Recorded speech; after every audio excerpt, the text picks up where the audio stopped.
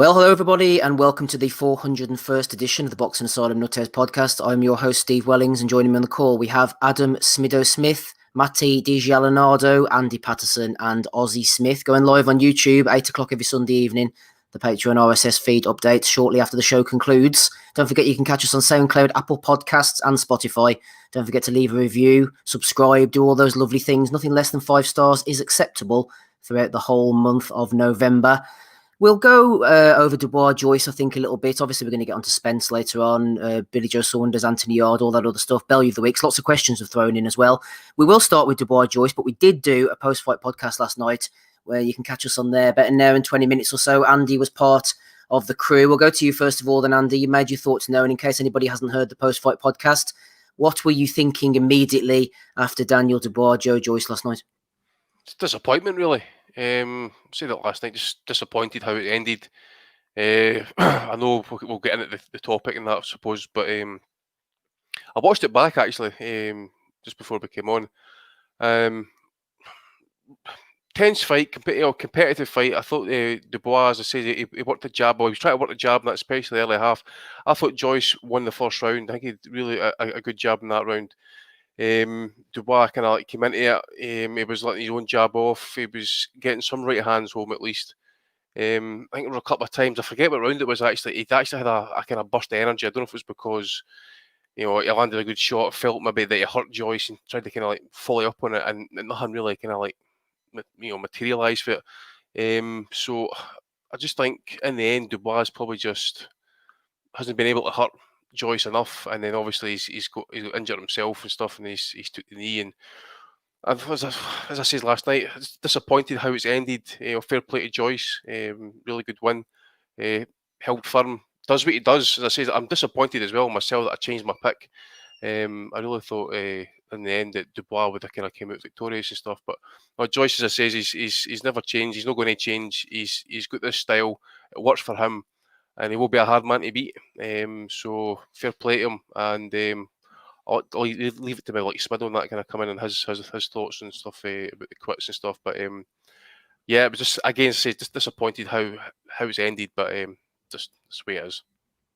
Yeah, Joyce moves on. Dubois, who knows if he can rebuild or not. Frank will be wishing that he kept those Richard Larty options open, I think. Some of the lads were throwing in comments over on Facebook. Richard Swig said, Joyce asserted himself in round 1. From that point, it was clear that there was no way back for Dubois. This was too soon for Dubois, but he's got a lot of potential. Paul Massingham said, I wish I'd put a bit more cash on the bet when you have an Olympic silver medalist, 4-1 underdog. The same bookies who think Mike Tyson is going to be world champion again. It's bound to go tits up. Bit disrespectful, the odds towards Joyce, in all honesty. It was relatively close throughout the fight, but Dubois, as the fight went on, was starting to look a bit distressed. He'll learn from this fight. Will he learn from this fight, Smido? And tell us about the odds as well, because you seem to be all up on the old odds. Well, he's going to have to learn from the fight. Simple as that. Without any question. Yeah, the odds were pretty well documented beforehand. Dubois was the 1-3-ish favourite. And Joyce was obviously the opposite of that, in and around 3-1. And it took a while. It took until about the 9th round for those odds to switch round, or for Joyce to go favourite, should I say. Which I was quite surprised at. I don't score fights. I'm absolutely terrible at it, so I don't bother. But I was seeing it as a Joyce fight in terms of he was just dominating with that jab.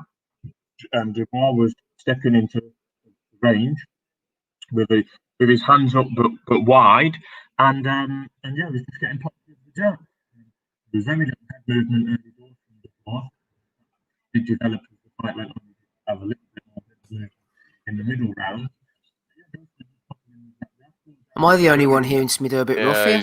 He sounds bad. Smido. Yeah. I can hear you now, dude.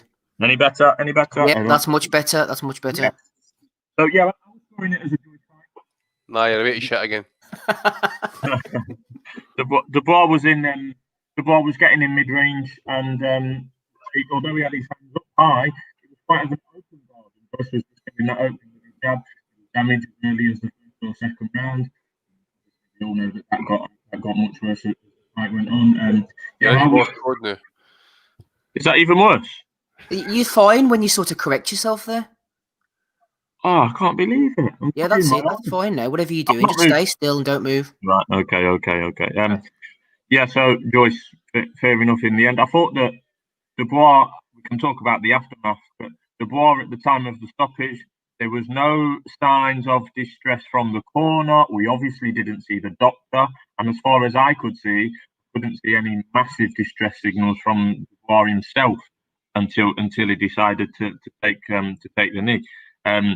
Yes, he did quit, but it's not a phrase that I like to use very often because he's getting in a ring, and I certainly am not getting in any ring. So so he's already got one over on the likes of me and most other commentators in this game that we love. So it was a bit of a somewhat disappointing end, but I mean, there was no real complaints from me. I was listening back to the early part of the post-fight pod last night, and Rob was saying he was disappointed. I think Andy said similar. I wasn't that disappointed, to be honest. It was an intriguing fight. I still think it's a strange experience watching Joe Joyce fight. I've not watched him that many times, but it is a strange experience. He's just got such a strange style. I mean, he hardly ever threw the right hand at all last night. But Joyce very quickly worked out. I know it's not genius, but he very quickly worked out the Dubois 1-2. He was leaning away from it. There was no variation from Dubois. Maybe the double jab was followed by the right hand, or maybe the lead right hand. I didn't see that coming. And for me, after like 4 or 5 rounds, I was screaming for Dubois, screaming in my head for him to be throwing the left hook either to the body, which he did try early but didn't have any real success, or to the head, which he hardly had success at all. I thought the Dubois left hook was the key to the fight for him. Watching it live, he didn't present that enough, and Joyce was just comfortable. I think it was just a clear example of, we know Joyce's attributes, chin, stamina, height, awkwardness, but it's just a clear example of Dubois having blown through everyone in 15 fights, just come up against someone who wasn't going to wilt to him. We see this all the time when there's punches coming through at various different levels from, God knows, Lewis Ritson, he was blowing people out and then come up against someone who wouldn't go over.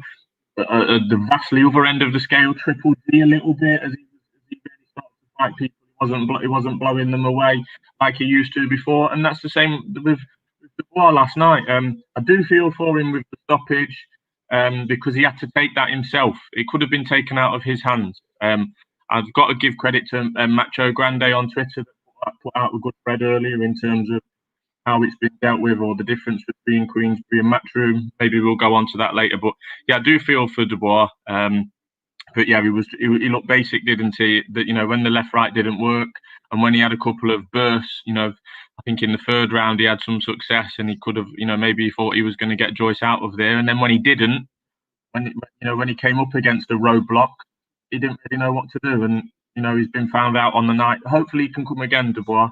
But good win for Joyce. And the good thing about Joyce is that he's going to go and fight people. He don't really care who is. Basically, don't really care who he's going to fight. He's at that age. He's going to go for it, and he's been campaigning that way from the start, given his age. So yeah, fair play to him.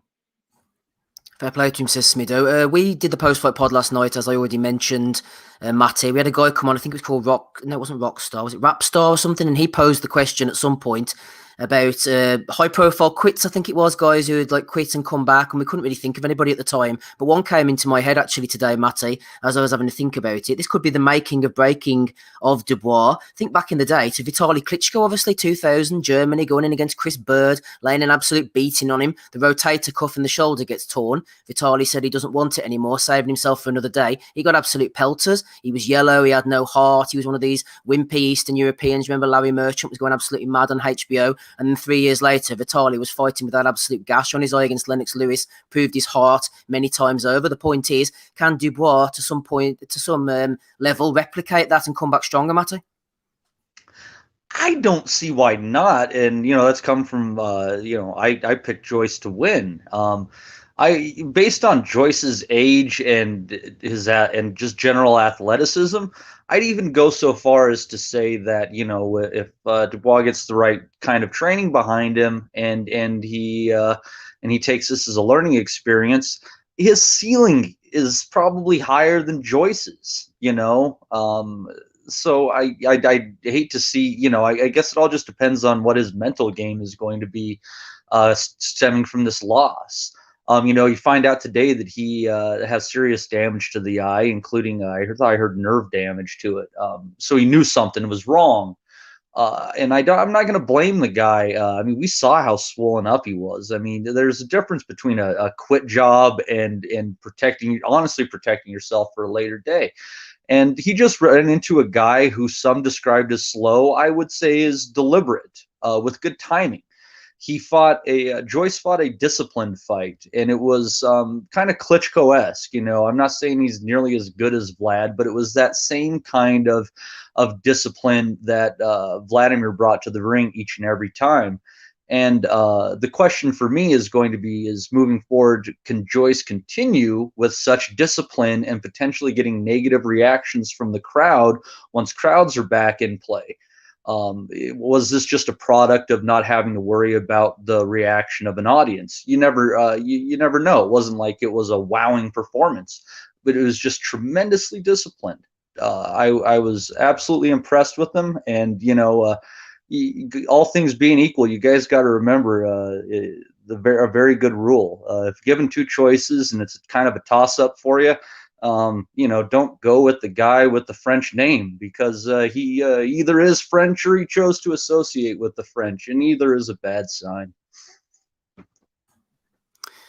Yeah, bit of French action on Friday night. We covered Tony Yoka last night. I think that's all we need to be said about that one. Let's have a dip into the chat, shall we? The cesspit, see who's swimming around in there. Johnny Horsecock Nelson, Danny Young, shout out to Danny.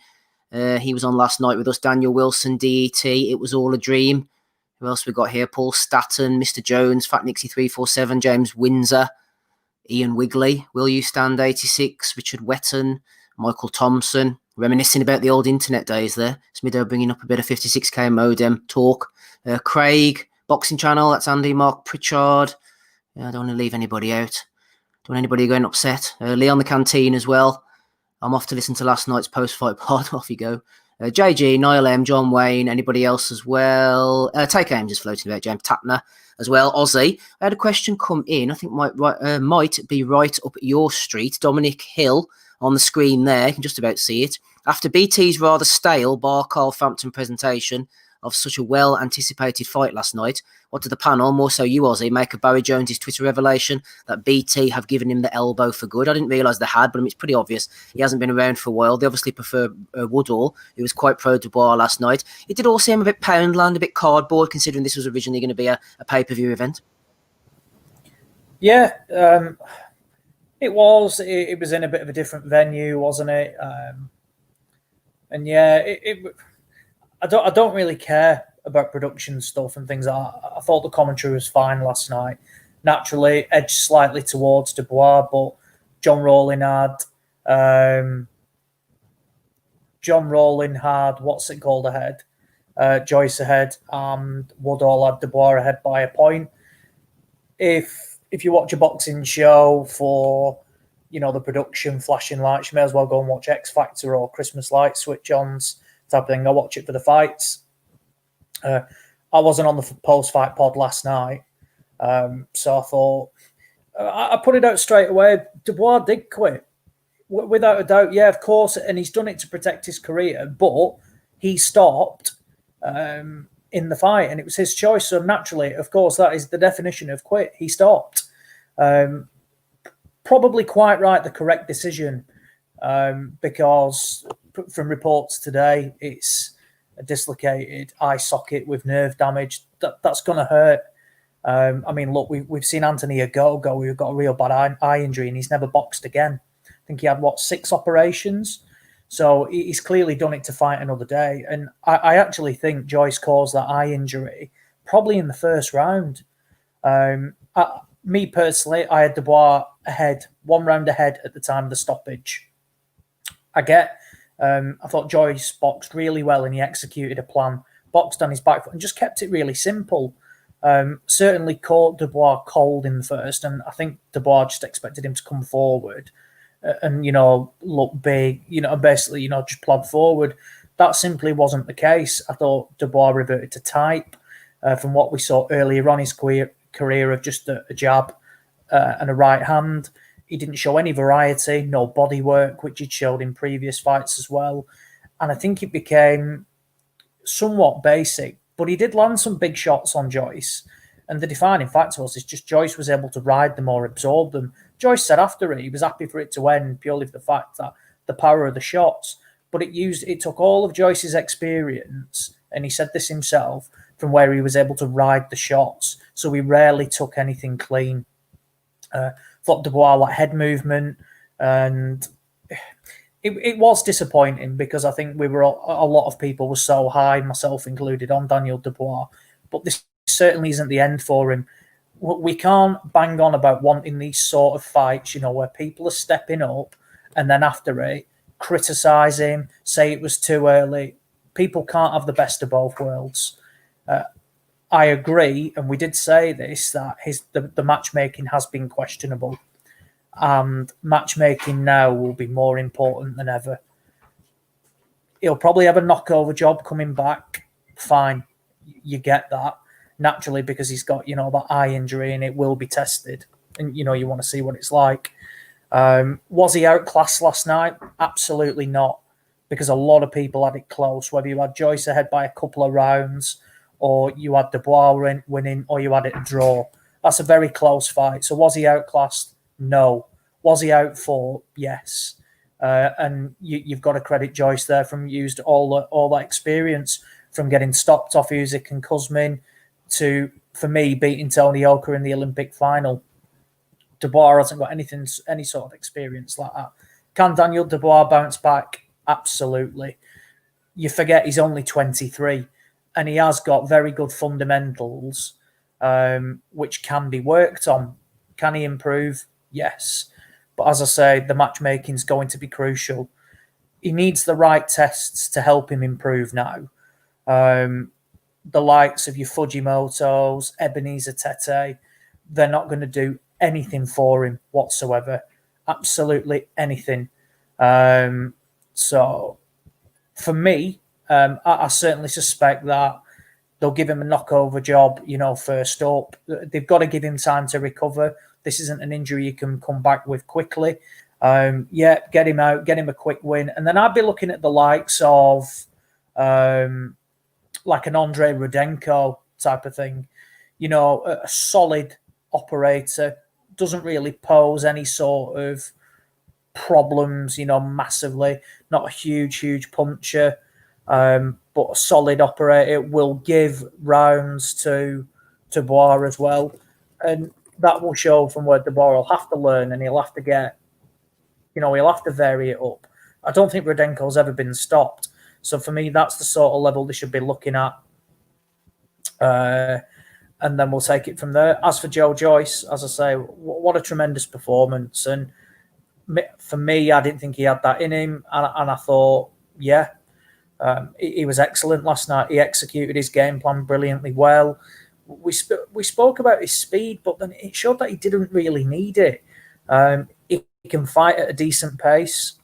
He's now the European champion. And look, time is not on his side. And they'll be going for that Usyk fight straight away. They want that. They're going to go for that. And you've got to applaud it. What sort of show that'll be on, I don't know. There's talk that was his last fight with Queensberry last night. Would you blame him for walking? Probably not, given that, Frank was so... He basically put all his dough in the Dubois basket. And it fell short. But at the same time as well, people are saying, oh, yeah, go to Matchroom, you'll get looked after there. But who's he going to fight there? Because Hearn just doesn't... He's got so many heavyweights. He doesn't match any of them at the moment. So adding another one to that pile, he doesn't match them. The only way I can see it is that they agree with Usyk and they'll fight for an interim belt type of thing. The interim WBO belt. Maybe Joshua might drop the WBO and you could see Usyk and Joyce fighting for the vacant. Yeah, quite possibly. I don't know, but a decision will have to be made on that soon. So we'll wait and see on that. But no, to finish, a very disappointing from Dubois, to say the least. But in terms more just in the manner of the stoppage, which was disappointing. He's took it. took a blow on that eye and it's hurt. But will he come back? Absolutely. I certainly think he'll come back, and that will, his next couple of fights will ultimately prove whether he is a quitter or not. If the going gets tough, what will we see from Daniel Dubois again? Or will it be a case of, a bit like David Price in a way. David Price banged everybody out, didn't he? Got to Tony Thompson, got ironed out, and never really recovered from that Tony Thompson fight. They chucked him straight back in, which in hindsight was a poor decision. They're not going to chuck him straight back in with Joyce. But, could it be something similar like that? I mean, a win last night and you'd have been talking, the likes of fighting, the top 10 heavyweights for Dubois. Now, what level are you looking at? British level, Commonwealth level? But there's nothing wrong with that. And I do wonder sometimes if, if TV channels want the big stars quickly, and there isn't always necessarily the time for people, for prospects and things like that to develop. Years ago, there was always that time, and you say Frank was the master at, guiding careers. But now I do wonder, if TV channels do put the pressure on and they want the bigger fights immediately, because ultimately that's what draws in the views now. Yeah, fair play to Joyce. I was saying on the post-fight podcast there that he's going to be a tough guy to beat. I think he stayed very calm. He landed the jab, slipped a lot of shots. He stayed cool. He never panicked. He showed his experience, which Dubois will hopefully pick up going forward. Yeah, Paul Staten, I got that same feeling as well. He said, I got the feeling when I watched Khan Crawford, these Brits quitting isn't a good look for British boxing. Did feel a little bit like, here we go again. I was one of the people who defended Brook at the time against Errol Spence, because I think that there's something about the eye injury. I mean, like I said, I'm not a professional boxer or anything like me. I shouldn't be anywhere near a ring. I was terrible. But, I mean, there's something, you can have a knee injury, you can have a shoulder injury, which I did. You can have a cut or anything. But just the fact your eyes closing up, man, and suddenly you get hit on it and you're thinking to yourself, there's a chance I might not be able to see again. All those mixed emotions are going through your head straight away, and you're making a split-second decision, which Dubois did, to go down on the knee, save his eye for another day. It's difficult for guys, I think, making those decisions. And, yeah, hopefully he can come back and bounce back stronger. Sean Nomas Vidal said, great shout out from Rob Kelly on the post-fight pod last night. Dubois got stopped after eating jabs all night. His eye was fucked, but Joyce beat the fight out of him. We'll get Ozzy on the undercard shortly, very briefly. One for you, Andy. Ant over on patreon.com/boxing asylum said, with two of the judges having Dubois up and one having him 8 rounds up, which I believe wasn't actually true. How did you have it? I had Joyce 2 up. Do we have a problem with the standard of judging? We go over this a few times, Andy, or is it just plain corruption? It's just, well, it's either that or incompetence. So I'll say in this situation, it's probably incompetence. Who was his name? Is it John? Was it Latham? John Latham, yeah. What did he have it like? Something like five rounds for Dubois or something. Mm-hmm. I had 88, 83, I think it was. Yeah, Andy, yeah. I personally had Joyce up a few rounds, to be honest with you. So, yeah, I mean, I have Peter Fury calling that one out as well. I didn't see much on Twitter and stuff, but this has been mentioned. But the other two scorecards were kind of like what I was expecting. But the 87-84, I think, was to Joyce. Yeah, that's fair enough, I would think. Anything else? Yep. Could have. I don't think it was controversial. I think it was a reasonably close fight. I mean, even Richie Woodall was saying in the commentary, are you going to go for, Dubois 3 or 4 punches around that are more eye-catching, or are you going to go for Joyce with the, steady picking him off with jabs? I don't think it was particularly controversial. I mean, we've seen today, Andy had Joe Joyce winning by 2 or 3 rounds, and Ozzy had Dubois winning by 2 or 3 rounds. Neither of them are particularly wrong. Matty, do you have anything to add there? Yeah, I actually was kind of curious. Have any of you guys seen Joyce in an environment where you've gotten a good look at the size of his hands?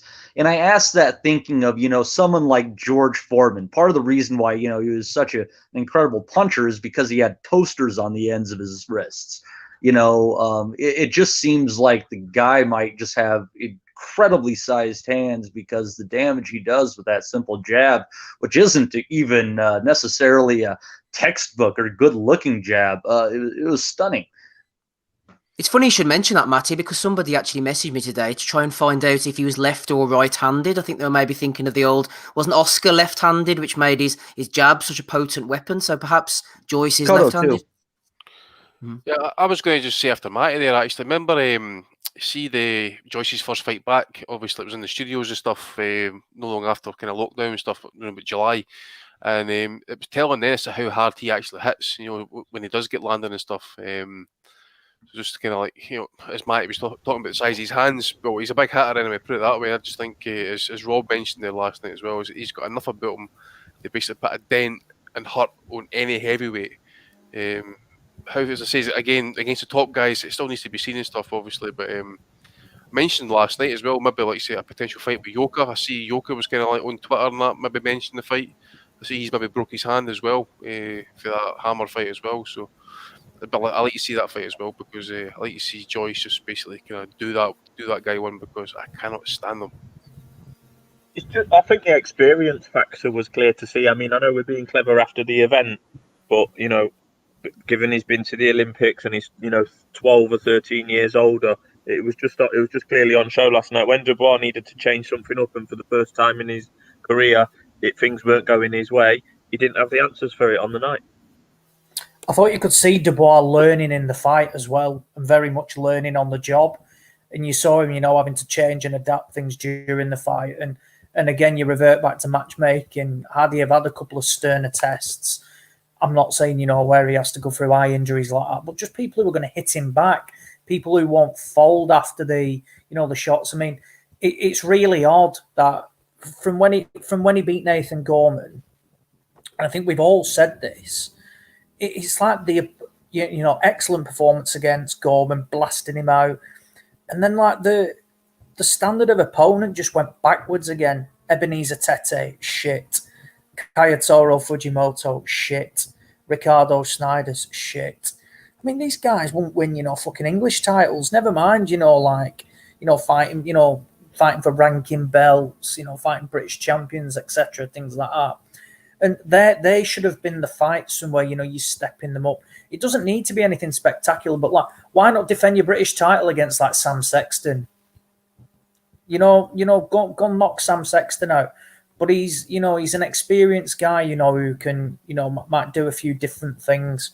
Go and look at like your Andre Rudenko's, that fat bully from that German one who banged David Price out, who's a bit of a druggie. Erkan Tepe, the people like that, who just a bit different styles. Well, Instead, Joey Joweco would be a great guy to bring over there for a fight, man. I don't know, guy man. Matty, somebody mentioned that last night. I think he'd be all wrong. He's small, he's slick, he's like the white James Toney. I think he would cause Dubois a few problems. Exactly. You got to deal with some adversity, and it might have sounded amateurish of me to like we mentioned in their resume last week, but to me it really matters to say you have gone 7, 8, 9 rounds with a guy who's been there, has tricks up their sleeves. And the only guy that Dubois has that has anything close to that is Kevin Johnson. And everybody has beaten Kevin Johnson. Dubois needs a guy like a Bryant Jennings on his resume. He needs some sort of an equivalent of that. He doesn't even have somebody to the level of God, I can't even think of their like a Jason Gavern kind of type guy. He doesn't even have someone like that who can really hit him back. Ozzy, do you think that the Nathan Gorman fight was the one that sort of said to Frank that he's ready for the next level? It almost seems to me, after Gorman, that was a 50-50. They put him in against Tete. Despite his record, Tete was a numpty. We all knew that. It was for a WBO ranking. Fujimoto, Snyder's. They're almost like throwaway fights. It was almost as if, to me, they said, right, he's got past Gorman. That's proved for us. He was on to the next level. And they were just building him up towards the Joyce fight from that point, rather than actually getting him that acid test to see if he was ready. Yeah, possibly. And I think that's wrong. And if they did believe that, that's a fatal error. That is a huge error. And I know one thing they did struggle with is in terms of your somewhat better opponents wanted stupid money, to fight Dubois. I mean, we're talking like massive money. Dave Allen turned down, over 200K. to fight Daniel Dubois. I mean, that's, fuck me, that is massive, massive money, and he's turning that down. Now, Allen wouldn't have done really much for Dubois. It would have been a punch bag, but it had a bit of value behind it, you know, because he's a name, you know, to your casuals, and it would have sold a few tickets. But then your likes of bringing over Joey Dojeko type of thing, that would be tough. And considering he's now, you know, he's one of the golden BT eggs and headlining shows, it's going to be difficult. But I agree. They probably saw him blast through Gorman and think he's above domestic level. Look, he probably is above, you know, British level. I mean, you look at the British level scene now, Gorman's probably, you know, on the verge of fighting for it. Dubois would still smash up the likes of Nick Webb, Cash Alley.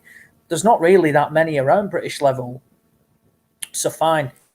Say the level was European level last night. I mean, there's people saying Joyce, you know, can challenge for a world. Well, you can challenge for a world title whenever. But they've got to go back to the drawing board because, look, we saw it with Anthony Yard as well. Anthony Yard, and I think Tunde Ajayi is more to blame there for more than anything. But you've had two people now, Dubois and Yard, who have fallen short when they have come up against an acid test. You had Yard, and look, Yard, and they both did really well. Let's not have it right, you know, like they were completely outclassed. They did well. Yard was seconds away from knocking Kovalev out, and Dubois was well in the Joyce fight. But they've had it all their own way coming up. Now, it's not as if, you know, you've been matched with decent opponents and you've just banged them out. Fine. That happens, and you just think, well, look, he's come unstuck. The tests have been there and he's come through with flying colours. But instead, they've not. And the pair of them, you look at them and they've just had it all their own way. And it will ultimately, at one time or another, you'll either come unstuck but get away with it, or it will bite you on your arse and you'll get beat. Now, I've always said losing your own means absolutely nothing. If anything, it means you might take a few more chances now and you've nothing to protect. And records are for DJs. You can lose 2 or 3 fights and still go on to have a brilliant record. Sam Jones said it right. Daniel Dubois will probably have a better career than Joe Joyce because he's got time on his side. And now they've clearly seen that he wasn't ready. Don't rush him back. But don't go and chuck him in with the likes of more, you know, your Ebenezer Tetes, because you step him up again, the same thing will happen. And there's got to be now some, you know, a bit of difference around the matchmaking. We'll ultimately wait and see. But this is the state of boxing throughout, isn't it? You know, we don't. I think Josh Taylor's the one example who has been matched excellently well. And look, Cyclone are a complete waste of time. You know, with all the shit that goes on without, you know, outside of the ring involving money and things like that. But they can certainly match a fighter. And Taylor's the one who has been matched extremely well and has, you know, essentially lived to tell the tale. You think Taylor would have come through the likes of, you know, fights with Prograis and, you know, Baranchik, people like that, if he hadn't fought the likes of Victor Postel, you know, Miguel Vasquez, yeah, it was a bit of a faded Miguel Vasquez. But what was that? Taylor's like 12th fight, something like that. Dave Ryan back in the day, you know, for the Commonwealth title.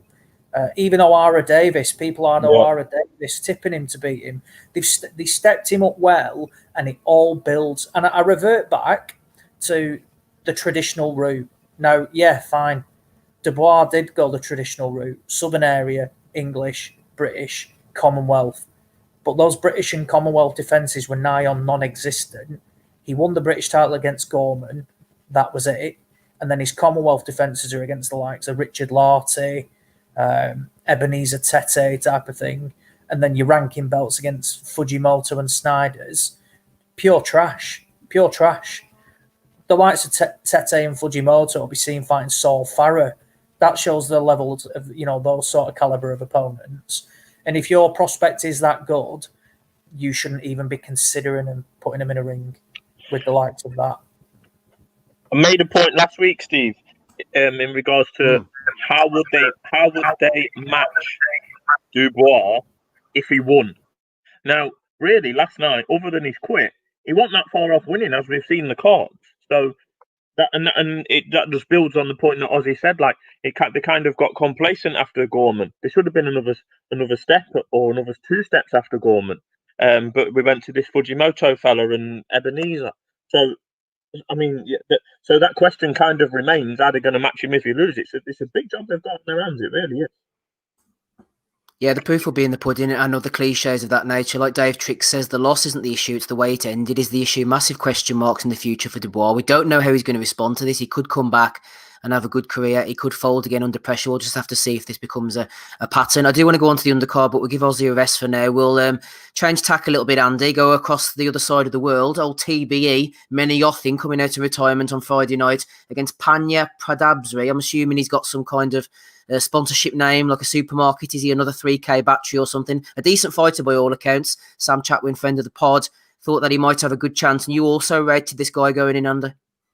Yeah, it was a decent fight. Kind of close fight in the end. Number of close rounds and stuff. Open scoring was an effect. And that again, I'm not a big fan of that. Obviously, again, WBC stuff and that. You know, they're just kind of like doing stuff to fuck up the sport these days, and that they've still got that long-standing open scoring and title fights in certain countries and certain regions and stuff. I just wish they would stop it. But anyways, after about 8 rounds, Menayothin, I think he's 77, 75, I think it is. So he knew he was down in the cards and stuff. He was pressing it. Personally, I had him winning the fight. Some people were mentioning robberies and stuff. It wasn't a robbery; it was a close fight. Possible rematch. You know, they'd be made. I think they're both in the same stable, so it should be an easy one to be made. People will just basically say like he is overrated and stuff. You know, at the end of the day, his record is padded definitely. There are a couple of decent opponents on there and stuff, but yeah, I said him losing this fight and stuff, you know, people were saying, yeah, trash straight away and that. So people are entitled to it at the end of the day. He gave a decent fight. Was he now 35, 36? Maybe retires and stuff. I know that he retired a few months back and that and then came back. So we'll wait and see what he does. But yeah, it was a decent fight. Nothing great, but competitive. Yeah, so when Oscar De La Hoya was sort of getting tagged on and he came out to retirement, that there was they might try and take him over to the States the way they did with guys like Chris John and that, try and cash him out. You know, the fact he was 54-0 and all that, but he couldn't even get past the first hurdle. So Floyd's record and whatever remains intact. David Lincoln threw in a few questions. I'll just read them out as points, really, because we've covered most of his stuff. But thanks anyway. At Brighty is over on Twitter. He said, if Joe Joyce is athletic enough to do the backflip celebration after each fight, do the pod think there's a reason why he chooses to move at a glacial pace around the ring? David also said, was it basically a case of Dubois having had the easier fight, so people perceiving he would beat Joyce? And given he's 34, what does the next 2 or 3 years look like for Joyce? I think we've covered most of that stuff, to be honest. Let's move on then, shall we? Matty, did you catch anything of this on Friday night? I'll go through my bits and pieces first of all. I thought Yulusinov against Ndongo. I don't want to see Ndongo in the ring again. I think he has the durability of a porcelain teacup. You know, this guy, after Crawford and Prograis, he's just going in for the payday. Yulusinov probably needs better opposition going forward. Majidov as well against this Saret Delgado. Got the job done. Interesting to see Emmanuel Tago, another one of these Ghanaian prospects that I was looking out for. Not quite sure is the next Corte. Interesting style. Southpaw to orthodox, back again. Beat Mason Menard, as most of the decent fighters tend to do. It's only majority decision, though. And on the main event, Matty, I'm going to trust you here to lead me through it and tell me what went down, because I give up after about 5 rounds. Jacobs Rosado. There was no blood. I was pissed. You know, Rosado boxed a very disciplined fight for himself too. It was just too much negative, for him to be able to pull it off, I think. Because at the end of the day, Jacobs is just a little too athletic. I thought maybe Jacobs nudged it, but I was pulling for the draw at the end because it was one of those fights where you just didn't think either guy deserved to have a victory on their resume because of it. It was just lackluster, seemingly phoned in on Jacobs' part. You know, we all know the best Daniel Jacobs tears apart Gabe Rosado. Is Jacobs is looking to make himself look incredibly vulnerable to get a fight. I don't know. Maybe that was it, or maybe he's he just wasn't in it. But there's this, for whatever reason, he phoned it in. God awful fight, and a Gabe Rosado fight without blood is a fight with so little action. I think, Matty, the plan was to get Jacobs through this and possibly put him in against Demetrius Andrade, the lesser spotted Demetrius Andrade. I don't know whether I'm more frustrated with this guy when he's in the ring or out of the ring. He annoys me because of his career. He's always falling out with promoters, saying he's hard done to, calling himself the modern day haggler. You got Chris Mannix trying to get him fights. He's fought nobody. His resume is shit. He's a paper champion. And again, he couldn't even turn up at super middleweight. I know he got injured and everything. Is Andrade one of the biggest waste of spaces in boxing right now? You got to look back and say that he's going to be one of the bigger wastes of a career during this era. When I look at the possibilities that were in front of them and what they managed to not take on, right now you got to say that Demetrius Andrade and Gary Russell Jr. Have made the least of their God-given abilities. And, it really is time for Andrade to shit or get off the pot.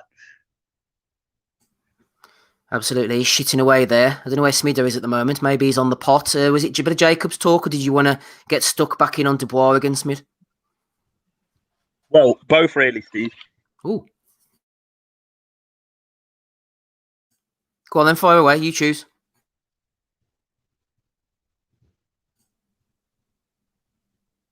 You there, Smid?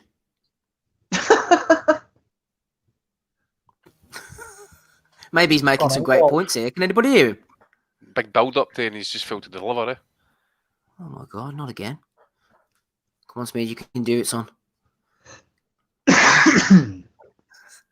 Anything from you, Andy, on Jacobs, Andrade, any of this type of stuff?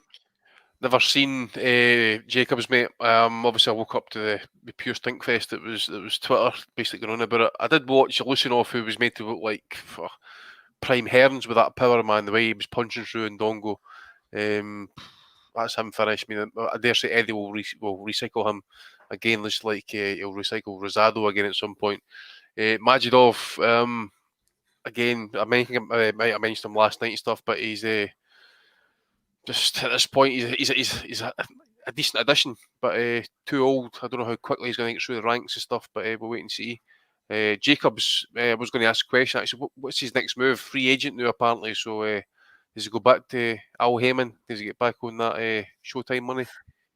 Well, Andy, a couple of things on that. First of all, he has made some money off the zone. He's never left Heyman. Heyman's still his advisor, so he's off there making money off Eddie, and Heyman's still taking his little sneaky 20%. Nah, no bad. He's got it covered. Put my tongue. Oh, praise be to Al.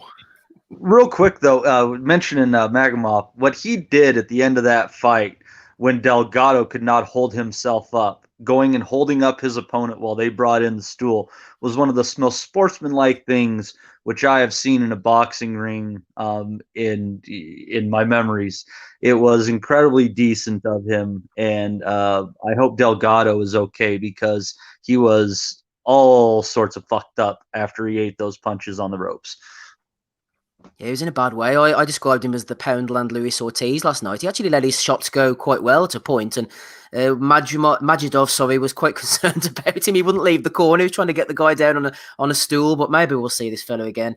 Maybe not. Back to Dubois, the undercard Aussie. Briefly, I was drifting in and out, to be honest, not taking any great deal of attention to it. What did you say? Shit, mate.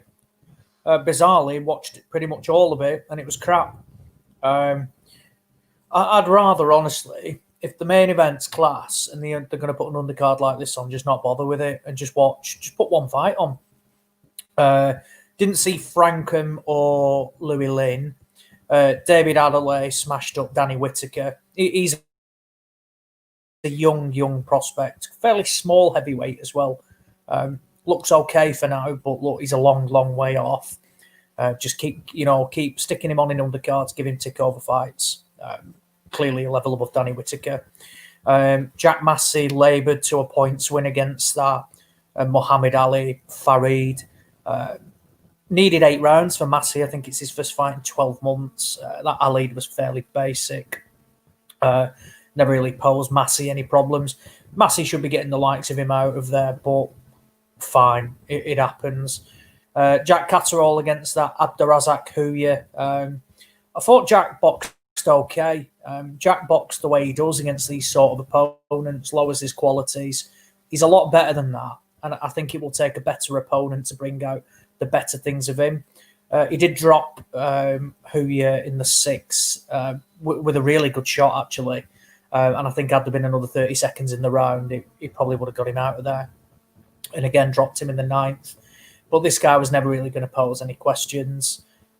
They're not going to do any major risks, given that he's a mandatory. And it is, he's basically fighting the winner of Taylor Ramirez. I actually think he'll fight for a vacant title because I think the winner will go up and fight Crawford. And then Hamza Shiraz against that Guida Pito got him out of there in the 10th.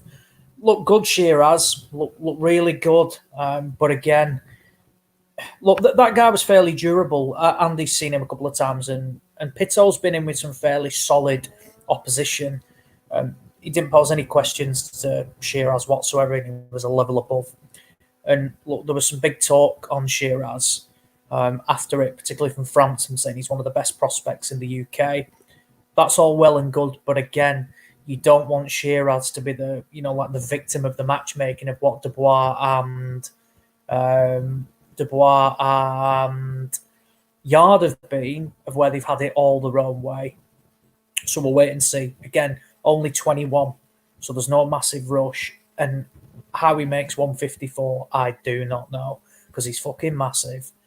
But it was a solid performance again. But you don't want to see him in with the likes of this Pito again, because he just doesn't learn anything. It's all his own way. But yeah, undercard was poor. I've given it too much time, to be honest, Steve. You should have muted me. Let's mute Ozzy Smith, get rid of him quickly before he carries on the undercard. Smido, you're back with us. How are you feeling? How are you sounding, more to the point? I think I'm back. Oh, lovely. Back. Oh, beautiful. I was just going to say on Jacobs and Rosado, it was a horrible matchup beforehand, and it turned out to be a horrible fight, and that's exactly what they deserve. I watched the 10 minutes of Zone official highlights video, and the lead commentator was shitting on it. It was glorious. It was absolutely stats like rounds only. Smido, you're fading again, mate. Oh, come on, man. I'm taking a knee. I'm gonna. It says it all when you make it sound like Rob Kelly's on a radio mic. I'm going in the streets of Wexford, and you keep fading in and out. I'm gonna take a knee. I think. It sounds like you're broadcasting for ham radio, man. Look, I'm trying. Is that any better now? I'm like virtually inside the fucking thing. I put my camera on. Look how close my face is, man. Look. Put headphones in, man. Put headphones in. I ain't got no headphones. Are you wired in, Smido, or are you Wi-Fi? I'm on Wi-Fi, yeah. Wired to the fucking moon. Yeah. Well, anyway. You might need to wire yourself in, dude. The Jacobs matchup was absolute AIDS. And there's no excuse from Matchroom. They've got some middleweights coming out their ears, both sides of the Atlantic.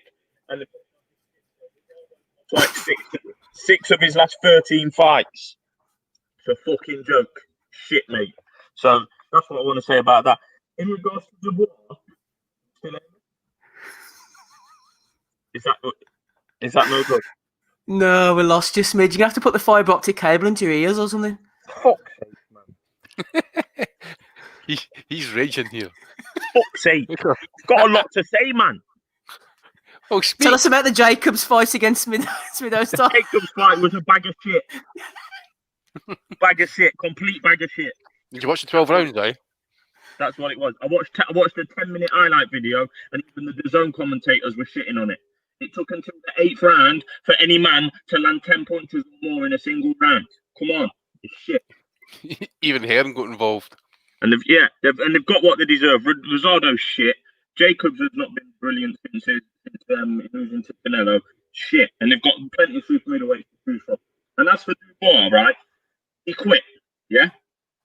Don't get me wrong. I am saying he quit, but it's no use coming from someone like me who's never been in the ring before, right? But that's by the by. The coverage since then, and that, like I alluded to earlier, and I'm giving credit, Macho Grande said about, the difference between Matchroom and Queensbury, right?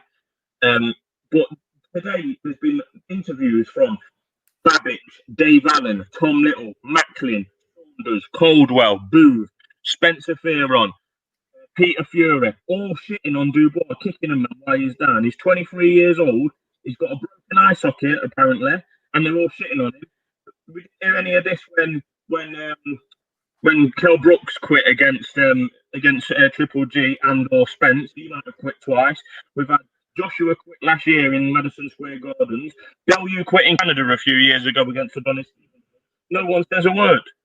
I just think genuinely, if people like Rob Tebbutt and Coogan love the sport, to sit there on a Sunday and to be ringing people and setting up calls to kick Dubois while he's down, I would be embarrassed if I'm them. I would be embarrassed if I'm the so-called professional YouTuber or whatever they are nowadays, to be ringing and saying, like, basically, I'm going to ask you about Dubois, did he quit, and you're going to shit on him. I think that's not good for the sport, mate. It's not good.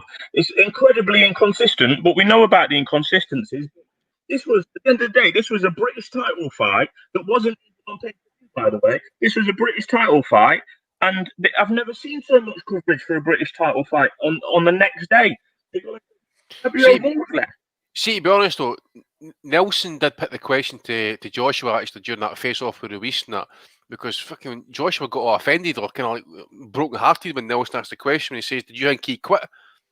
You know, but Andy, that's 6 months after the event. This is the next day. Yeah, Coogan is going out his way, WhatsApping all his buddies to try and get them on some fucking Zoom call, just so they can shit on Dubois. Probably because Dubois had no answers. I mean, the power wasn't working. You know, the power shots weren't working. He must have known to himself, I just can't beat the guy at the minute. And then the eye goes, he's got a decision to make. You know. Yeah, I'm not. Like I say, I can't criticise the thought process and the actual what happened. I can't criticise that. Like, I don't know what he's thinking. If Joyce is in with that shot in the 10th round or whenever it was, and his vision's gone. I know he had one eye that looked like it was still working, but if he's getting blurry vision or blacking out, yeah, that's going to be scary. You've got an 18-year-old man standing across the ring from you who's been jabbing your face off all night. That is a scary thing. But I'm not talking about the process or what actually happened. I'm talking about the aftermath. I think it's embarrassing. I think it's out of order on this young kid. I think Queensbury could have dealt with it better. Like. They've had Tyson Fury, who's the poster boy for BT in Queensbury, within an hour of the fight, is tweeting his support for Joe Joyce. I mean, Joe Joyce was the away fighter. Can't get away from that. Like, they could have managed it a lot better. And I will mention his name one more time. Macho Grande has covered this. But my point is, while I'm annoyed, all these people have been wheeled out today just to shit on Dubois. Like, the list is endless. And again, this is a British title fight. We saw nothing like this when AJ quit last year in Madison Square Garden. We saw nothing like this. People were protecting him. I mean, people have already got the screenshots of Macklin saying one thing for Joshua and one thing for Dubois. Bellew's done the same. We're not surprised at their behaviour, but Macklin and Bellew, we're not surprised at their behaviour. But bringing out Tom Little, Babbage, Dave Allen can't get out of the news since he's retired. All of the list goes on, mate. Peter Fury. Like, these are people who we wouldn't necessarily put in this Sky bandwagon bullshit, but a lot of people have been showed up, to be honest. And Dubois, I mean, look, I've not got a clue what Dubois will do in the future, but Dubois, right, and Frank could get back on, manage him well, like, and we've been through the examples of people that have been knocked out or stopped or quit. Litchko, Lewis to a degree, they could rebuild. Yeah, he's only 23, and he could come back to bite a lot of these people that have been kicking this man while he's down. And Coogan and fucking Rob Tebbutt, and I've been praising Rob Tebbutt the last couple of weeks. They want some stick as well because they're encouraging this for a few quid and a few views. I'm not happy about it. Seriously, I'm not. Well said, Smido. Smido, I was noticing a pattern there. You see, when you move to your right, we could hear you a lot better. So circle to the right. That's better. Over there. That's it. We just missed a bit about Jacobs. That was the only thing about the bit about Johnny Jacobs. That's something looking on his chin there, eh? I know, yeah. Jacobs, shit fight. Rosardo's lost 6 of his last 13 fights or something like that. Shit fight. They've got exactly what they deserve because it was a shit fight beforehand, and it was a shit fight during, and it was a shit fight after. He's got super middleweights coming out of his ears on either side of the Atlantic, and within a month of each other, we're going to get Rosardo against Jacobs and Murray against Saunders. It's a fucking joke, and it is no way near good enough. Well said, Smido. Well said indeed. Well, you listen to episode 401, Boxing Asylum Nuthouse podcast. No sign of rapping Rob Kelly yet. I'm sure he will join us at some point. Adam Smido Smith is here, all fired up. Matty is with us too, Andy and Ozzy. Let us move on then, boys, shall we? What should we go on to next? Bit of love for last week, actually. Ryan, the real deal, dropped us 10 New Zealand dollars last night in the super chat. He sent in a little message for us. He's a good lad, he's Ryan. Best moments of the pod. Josie Vajeo's chicken tweet. Jazz the casual shopkeeper. Johnny Nelson's dog. Sean Rigby's Kell Brook impression. Could never get him back on again. Tony Luis. Icing Gabe. That IFL interview. And Seb's up jab. There was a couple of other bits and pieces as well just to tidy up. Yeah, shout out to Amy Lou, Andy. We were talking about Amy last week, and she sent us in a message. Actually, times have changed. The bad days are in the past now. Amy's still listening, so shout out to her indeed. Yeah, it was a shock, actually. She came right out of the blue. Yeah, good that she's still listening, though. That's really good to know. Same with our old pal. But will we put his name out there, mate? Or we'll keep it quiet, keep it on the covert? We'll keep it on the COVID. I think I had another one coming here, Andy. This was an interesting one from Marcus R. He said, if the next big pod didn't cease to exist, I doubt Boxing Asylum would have made it to 388 episodes. So that's a good point, actually. A podcast that started 3 years later and ended 300 episodes earlier is the reason why we're still here today. Yeah. Marcus R. Where did you find that comment? It was on the YouTube. You know the way on YouTube, you get comments come up on the notifications, but they're not actually there. I get that all the time, so I've no idea, to be honest. But I will say one thing, Andy, mentioning no names. I know you get these messages as well. The amount of, we've had pats on the back all week, and a lot of people are saying, great 400, love it, had a laugh. But the amount of messages I've had, and I know you've had too, Andy, of people saying, which was quite unbelievable to me, you got me through a tough time, divorces, suicides, all these messages, you know, listening to you guys on a Sunday night has got me through a bad time. I'm not even making that up. I know you've had that as well. No, it's that's legit, you know, all seriousness and that. I mean, yeah, had that type of message and stuff. It's just wow, really, you know. You didn't think that us talking shit would be enough to get someone through 2 hours of their day or whatever and that, you know, but I suppose if you're feeling kind of like depressed and that, man, it's like hard to get out of bed. You've fucking no idea what to do with yourself and stuff. So if you can bury yourself away for 2.5 hours or whatever, if you're a member of Patreon and that, then you've got fucking hours to listen to us, mate. So all the besties. Well said, Andy. Loving that plug too. Right, let's move on with a few questions on the Patreon.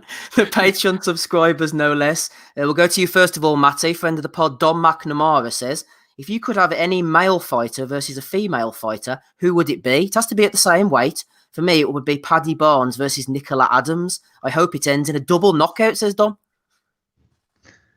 Man, what an odd question. You know, since it's such an odd question, I'm going to go with an odd answer. Does anyone remember what weight Ann Wolf fought at? I think she was a super middleweight. Are you going where I think you're going, Andy? Matty, sorry. The fact that they were going to put her in against a man, as I've mentioned before. And the man Wolf. And versus man. I'm thinking that Ann against somebody I think Caleb Plant for some reason. You know, and I know I'm going high up. She doesn't have a chance in hell. But that chick can flat out punch, and that dude doesn't have anything in the later rounds. And you know the way that she trains her fighters. The chick's got an engine. Yeah, let's do the current fighter against a retired fighter. I'd take Prime Ann Wolf against Caleb Plant. Why not? Wolf against Caleb Plant. That's an interesting one. Coming in there, Gerwin Davis, Smido, said, why does Dave Caldwell seem to appear in every Sky bubble? Why not, I say. Grandeur. What do you think, Smid? Why is Caldwell appearing in every Sky bubble? Switch the camera back on, Smith, if you're struggling to speak to us. Then move to the right. Go to the right, out the way of the jab, Smid. Come on. Yeah, we've lost him. Well, he's screwing around. I changed that to Ann Wolf against Chavez Jr. My bad. That's an interesting one. No VADA testing anyway. Go on, Smid. Did you need me? Go on, can hear you now. No, well, did you have a question? Sorry, I missed it. I've got a question right for you, Smid, from Gerwin Davis. He said, why does Dave Caldwell seem to appear in every Sky bubble? Big question for you. Well, because, you probably need to refer to Porky, really, because he's an expert on Penfold. in terms of he's just leeching around, innit? He's just flirting around, picking up the scraps. If someone falls out with the trainer, send him to Dave Caldwell. If they need a pundit on the cheap, send Dave Caldwell in. It's just Go to Adam Bowes. It's a little bit of a tangent, right? But last night, I loved the venue. Last night, I thought they did a real good job of it. It looked good. That's certainly a venue they wouldn't have with fans, obviously. But you know, that's kind of an opportunity that's come out of lockdown for going to venues like that. But what I did pick up on, there was family members there from Team Dubois and Team Joyce. Now I don't think we've seen that on any other shows, either Frank or Fast Car. So I was expecting some of the matchroom bots to pick up on that in terms of the bubble or health and safety, you know what they're like. Or always happy to criticise across the water. So yeah, I wondered if anyone had seen any comments on that. I've not yet, but I wonder if when Coogan does his 1 hour with Hearn, no doubt tomorrow, he might pick up on that. Well said, Smid. Aussie, question coming in for you as well from Gerwin Davies. He says, not so much a question, more the John Ryder angle towards the Smith-Canelo fight, based on their fight last year when he should have been given the nod, and the position that Callum Smith now finds himself in, 12 months on. I wonder if John Ryder will end up on the undercard. No, because he's fighting on the Joshua card, I think, in the next couple of weeks. So I'll be surprised if he... no, he won't be on that Canelo undercard, which is... I mean, it's a shame. It's fine margins, isn't it? A win there, and I've no doubt he probably would have fought Canelo. But look, he'll go away. I'm not sure exactly who the opponent's going to be. They were trying to get David Lemieux over. I think Lemieux was offered about 300k. He was quite keen on it, and then they made a U-turn saying, "Oh, we'll stick in. Basically, we're not traveling. Fine."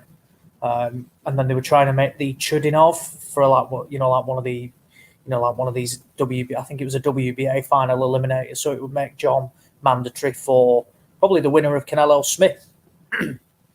But no, he won't be on that undercard, which is a shame, really. I think it'd have been great for him, to get out there. I mean, he's got that experience of boxing in America already. Had he been the mandatory, they might well have done. I actually think that'd be a really good fight for the undercard. Ryder Chudinov, that'd be great. But we'll see. We'll see. But no, not this year. Fingers crossed. A big 2021 for him, because he has proven as well that losses, and John has lost. Like he lost to the likes of like Nick Blackwell. He was knocked out against Nick Blackwell. Controversial losses against Rocky Fielding, but he's bounced back and has gone on. Naturally, had a better career than Rocky Fielding for me, and Blackwell naturally, has struggled with illness, and got that bad injury. But yeah, he's proved as well that he can bounce back and do well. Bouncing back, old John, good luck to him. No sign of wrapping Rob Kelly yet, but sneaking in through the back door, as you might know, it's Boxing Asylum's Donny Baseball. How are you, Donny? All right, Steve, how are you? I'm very well. Did you manage to catch anything from the weekend? Did you watch the big heavyweights at all? Talking about Mike Tyson against Roy Jones, of course, Donny. Yeah, I did. I caught it on replay. I could not really justify making the $50 expense for a fight that I thought that it would be them palling around with each other. I mean, to their credit, they did seem to land some good punches on each other, but every two punches it was a clinch. So it was enjoyable, but at the same time, I mean, it's a far cry from what both of these guys used to be back in the day. And for people out there who haven't seen those guys fight when they were in the peak of their prime, they may not, unless they're motivated to go onto YouTube and to see what they were really like in their prime, they may, it may sort of lack the luster that we would expect from both men. Absolutely. I thought it was sad as the fight went on. You saw Tyson come out as he did against Etienne and McBride towards the end, throwing the punches. Then they started clinching like mad. It got really ugly. It was sad to see the saggy tits and the craggy faces. Yeah, it's like, you kind of just want to remember it as it was, you want to remember them the way they were at the peak of their prime.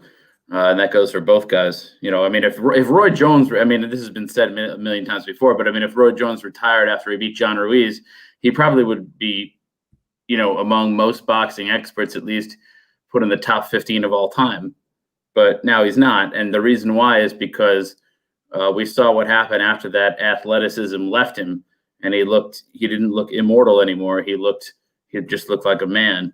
And I think that always goes for any fighter. At some point, if you start to see them past their best, it affects your view of them. It probably shouldn't affect it, but it just does. Yeah, it's sad to see what's happened to the boys there. Saggy tits, craggy faces, like a night out in Wolverhampton back in the day. Let's move on, shall we? What else have we got here lined up for you boys? Andy, a bit of a left field one here. I've been sitting on this for a while. Connor Brennan says, Chris John, the former featherweight champion, has been allegedly seen around some of the gyms here in Perth, Australia in the last year, and reportedly absolutely giving it all to some young lads and good amateurs around. My question is to you, Andy. Think about the best featherweights in Britain and Ireland: Warrington, Galahad, Conlon. How do you think they do against a prime version of Chris John? I mean, you would have watched Chris John like me back in the day. He made a lot of defence of the WBA title. Before the WBA was split into about 15 titles. There's a lot of guff, a few decent fighters. He went to America towards the end. He had that relatively controversial fight against Juan Manuel Marquez, which Marquez turned down the Pacquiao rematch and goes over to get jobbed in Indonesia. That's a story for a different day. In his prime, I think he was very solid, good jab, very fit. And I think, John against any of those guys, Andy, Winton, Galahad, Conlon, I mean, you'd maybe have to fancy him. Well, I'm sure he had a bit an amateur background in that as well. I'm sure he trained in Australia. He did, yeah. Parts of his career in that anyway. Craig Christian, I think, was it, with those boys, that gym? I can't mind, mate. I honestly can't mind. But I'm certain anyway. I mean, obviously, some of the fights that I can recall seeing Chris John in that, you say he had long lengthy career, was the one where he became Rocky Juarez. I think he had 2 fights against Rocky Juarez. He did, yeah. Who was a decent amateur back in his day in that as well. What was the question again? So it was kind of like stacking up against like Warrington and stuff. I think that's it. The prime John against obviously the prime versions of those fighters. I think the Warrington fight is good. Gary Russell would give him problems with hand speed. I don't think anybody knocks him out. Actually, he was always kind of generally durable. He was tough, yeah. So I'll say distance fights. So was it Warrington, Russell, who else? No, it was Warrington, Conlon, and Galahad. Right, okay. I'll say he beats Conlon. I would say it's a close decision with Warrington, and the other one, I'll say he wins on points as well. I think he beats all 3. I think the Warrington fight would be a really high octane. There'd be a lot of punches thrown. That's the one I'm kind of more thinking it would be much closer, potentially lose the fight. Just purely on output for Josh, yeah. Aussie, question for you from Joe Kennedy. Luther Clay versus Connor Ben. Who wins? We both know Al Siesta and Luther Clay won the fight. I'd probably shade Ben purely for the fact I don't think Clay's big enough for 147. I think that showed against Congo, actually. And I think to beat Ben, you either need to be a very good boxer. I'm not bigging up Ben, like he's this unbeatable guy. But unless you've got, like fairly decent, quick feet to make him miss. Formella, was fairly solid, just a steady Eddie type of thing. But he didn't have the power to hurt him. And I don't think Luther Clay would have the power to hurt him either. And I don't see Clay being able to keep him off him and then deter him. And Ben can keep coming forward and be the aggressor. If Ben knows he can be hurt or be tagged in, and it does cause a bit of damage, then naturally that will change his style. And I just don't think Clay has got that. Very good boxer, but the guy, I've not seen him in person, but I've seen him, naturally on the telly, and he doesn't look the biggest of welterweights. So I do wonder if he could drop down to 140. He might not be able to. I'm not 100% sure. But for me, no, I'd be starting with Ben on that one. Aussie going with Ben, I would tend to agree. Shout out to Jim McDonald Boxing, dropping a £10 super chat in there, leading the way this week. Was trying to send this in last week, lads, so was. But my Elizabeth Jungle check must not have cleared. Cheers for the many hours of top content over the years. Absolutely. He's given up a couple of points in the, what's the pub called in Coronation Street? I can't remember Andy now, but anyway, fair play to Jim McDonald Boxing there. Rover's Return. Yeah. I wasn't even going to say anything. I knew what it was, but I didn't want to lose my man card there, you know. Right. Jim McDonald's one of the hardest people in the soaps. Is he still in it? No, not anymore. Not anymore, as far as I'm aware. But yeah, back in the day, soaps is something that I've never watched. My mum used to watch Coronation Street. I didn't mind a bit of Brookside back in the day. It had a bit of edge about it. Fucking Brookside. Barry was a light hard bastard. Barry Grant, yeah, it wasn't afraid to drop the nut. You know, I could respect that. I can see Tony Bellew taking that role these days. Oh, fucking Jim McDonald would eat Tony Bellew alive. Yeah, there'll be. You know, what a good fucking fight that'd be. Go on, Smid. Say again, Smid. Circle right, Smid. Circle right. Is that better? Yeah, Yeah. that's it. Right.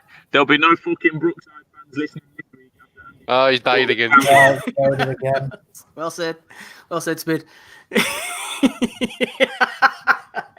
What a man! He's still on. He's still pitching. He's still trying to land that big haymaker at the end there. Middle's clearly got Rob Kelly's old device. I'm going to get some headphones. Yeah, get some headphones. Right, let's move on with a few more questions before we go on to the big chat for next week. But me, enjoying the crack over there, Smido. Back to you, Matty. Joe Kennedy again, East Coast of America correspondent. He said on Thursday night, this was a couple of weeks ago, I think, NBC held a show hosted from the Wildcard Gym. Ring was in the car park. Changing rooms were just the opposite sides of the gym. Strange times call for strange measures, Matty, but can the panel remember any other unique situations where fighters had to warm up or fight? And my immediate reaction was Cardiff Arms Park, Frank Bruno against Lennox Lewis back in the day, Matty. The rain was streaming down. They're having to put carrier bags over their feet and all sorts. You know, the only time I'm trying to think of moments like, you know, where maybe it wasn't, you know, odd dressing rooms or something like that. I'm thinking Sergio Martinez against Martin Murray in Argentina. That was pretty crazy. With the weather in the ring, that was pretty nuts. I mean, as far as just crazy times. David Hay, Derek Chisora. I mean, that was crazy rain. But I mean, as far as like weird venues, I mean, they did like Sugar Ray Leonard, Danny Lalonde in the parking lot at Caesars in, what was that, 86, 87? They did Hagler against quite a few fighters. They did Hearns outside, I'm sure, Caesars Palace. I think Hagler against Mugabe was outside at Caesars as well, out in the parking lot. Yeah, there was one I was going to mention. It was all a dream. Said Scott Quigg walking to the ring from his house. Do you remember that? Whenever Yeah, that he was all. walked to Bury Leisure Centre. Yeah. Oh. Did he pass the chippy? Yeah. Well, let's not forget the prison canteen. Oh, I the bet- prison canteen. I bet I'll need to find out when that actually was a game, but I bet he was walking up for his house to that arena. I bet he was freezing his fucking balls off, by the way, just for this shitty promo they're doing, eh? Yeah, Danny Young says that recent show in Northern Ireland for the Conlon fight was a bit strange. That was in the Falls Park. I was at that, actually. It wasn't too bad. They did one as well with Tommy McCarthy headlining a few years before. What about Saul Farrow, Ozzy, in the car park with the headlights shining? Yeah, hasn't Saul Farrow boxed in the... I don't think he boxed in the car park. I think he was the referee in the car park, actually, against... When he refereed, you know, that Cesar Mamani or something like that. Dennis Hobson. Dennis Hobson has got a drive-through show in a couple of weeks, actually, in the car park of like one of the arenas in Sheffield. It's gone through about 50 opponent changes, hasn't it, though? Just talking about car parks and that, I see there's a big battle kicking off at Celtic Park car park just now, actually, with Neil Lennon potentially getting sacked, you know, after today's result. So Rob's hiding. He's hiding. I think it's the reason why Rob's not on yet, because he knows what's going to happen. But yeah, he's been kind of quiet all day, actually. You know, don't you? You know. Donny, question for you, Donny, coming in from Sean Glover. He says, a thought more than a question, Donny. If Terence Crawford moved to the PBC, he may get Errol Spence if Spence doesn't move up, and maybe Porter, but he could find himself in a frustrating position after that. I would imagine the future big players in the division are Josh Taylor, Ramirez, Ortiz Jr., and possibly Lopez. None of them are PBC guys. Do you think Crawford could find himself in a bit of a quandary if he moves over to the other side of the street, Donna? As I've said before, I think the only way that if I were him, that the only circumstances under which I would move over would be if I was guaranteed the Spence fight first, right? Just make it a conditional deal. Like if I come over and I sign with you for what is effectively the rest of his career, because he is, I think, was he 32 or 33? 33, I think. 33. So what is effectively the rest of his at least prime career, I would say that a condition of me going is that I get Spence first. And if I don't get it, then the contract is void, right? It's a conditional deal. That's the only way that I would come over, because that is the legacy fight that he has been, waiting his whole life for. That is his, complete, reason for being. And if he can't get that fight, then there's no point in going to Al Heyman. And I wouldn't accept a deal with Al Heyman with a promise that Spence is in the offing, because some kind of bullshit could always happen. So the only way that I would accept that deal is if it's right up front. So that this way, if the condition isn't satisfied, then hey, I'm a free agent and I have no contractual obligation to Al Heyman. Praise be to Al Heyman, as we will all no doubt agree. One of the guys was saying in the chat there, Johnny Horsecock Nelson, I think it was, Hassan Marquinhos fighting on the wooden floor. And then, of course, we played the clip as well a while back of the ring collapsing. The two fighters and the referee disappeared. Oh dear, good times indeed. James Tapner, yes, Arsenal just lost to Wolves. You act like you're surprised, James. You act like you're surprised. Let's stick to the boxing, shall we? Craig Smido, a bit of litigation talk here for you. You've got headphones on, so you should be able to deal with this one. Craig says, in the light of the recent court case, do you think this spells the end for the McGuigans in boxing, Smid? Testing. 1, 2. Oh, lovely. Yeah, I like that. I've done that for the start, man. There you go. There you go. I've just found these. Yeah, probably, because Taylor's left them as well, hasn't he? He has. Yep. Taylor's left McGuigan's, so that could be possibly another court case on the horizon. You would know better than me. Obviously, they're going to have the pants down in terms of Frampton. So yeah, I can see this being the end of them. To be honest, it's happened with other fighters as well. Have they got any fighters left, Steve? The McGuigan? They've got Chris Billum Smith. I'm not sure beyond that now. But he trains with Shane, does he not? I think so, yeah. Yeah. Isn't Shane training Anthony Fowler, but he's not connected to the promotional entity? Yeah, that makes sense. Yeah. So, no, I think from a promotional wise, this will be it for them, to be honest. But, they was never really doing it all for themselves. They never. I know they flirted with Channel 5 in terms of a TV, but they've never had enough fighters to have their own TV channel, TV deal, or do their own shows without needing outside help. So this will be it, I think.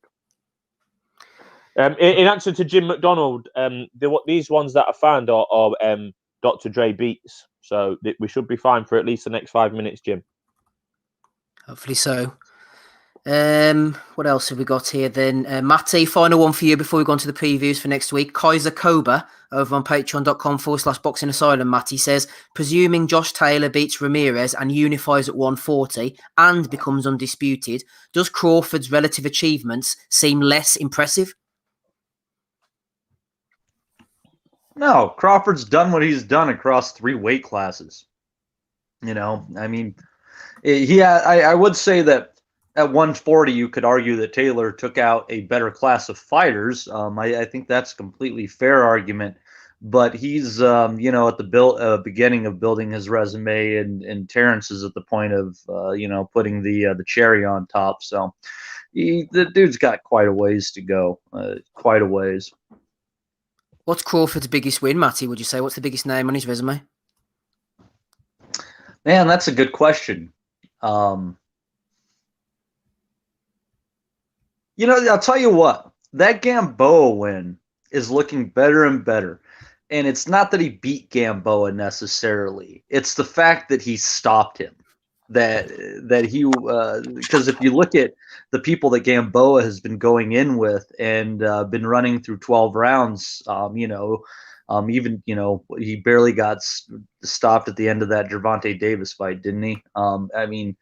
it's clear that that he's at least a high enough quality operator, and the way that Crawford beat him was special. But there is not a good standout. I guess that's a fair argument. It's just when you keep accumulating everything on there and you toss in a bit here and there, it kind of adds up to something pretty incredible. There was a lot of nobodies on Hagler's resume, but he just kept knocking up victory after victory, and then had a few good names in there towards the end. Okay, just before we move on to the previews, there's something I want to clear up from a few weeks ago, something that was pissing me off. Even Helen Mirren got stuck in on this one. If you've got a problem, Helen, come see me. It was the Franco-Maloney fight, the biggest boxing travesty involving a Maloney since Frank went under the knife. Everyone was saying, he should have had the world title and blah, blah, blah. And Bob Arum was screaming at the commission, and ESPN were doing their best to try and say that the decision should have been reversed. But I went back and watched the fight, actually, because it was annoying me. I thought that the decision was actually pretty spot on. And these boys were saying that they couldn't see a headbutt anywhere, that it was definitely a punch in the second round by the jab of Maloney on Franco that had caused the eye damage. But if you go back to round one, referee, I can't remember his name off the top of my head, had called headbutts at least 4 times before this happened. This is ESPN themselves in round one calling exactly how the damage happened. What's your head? It's already some swelling on the right eye of Franco. It was from a headbutt, Dre. Accidental headbutt on the eye. And you hear Russell Mora say that it was caused from an accidental clash of heads. Hands free.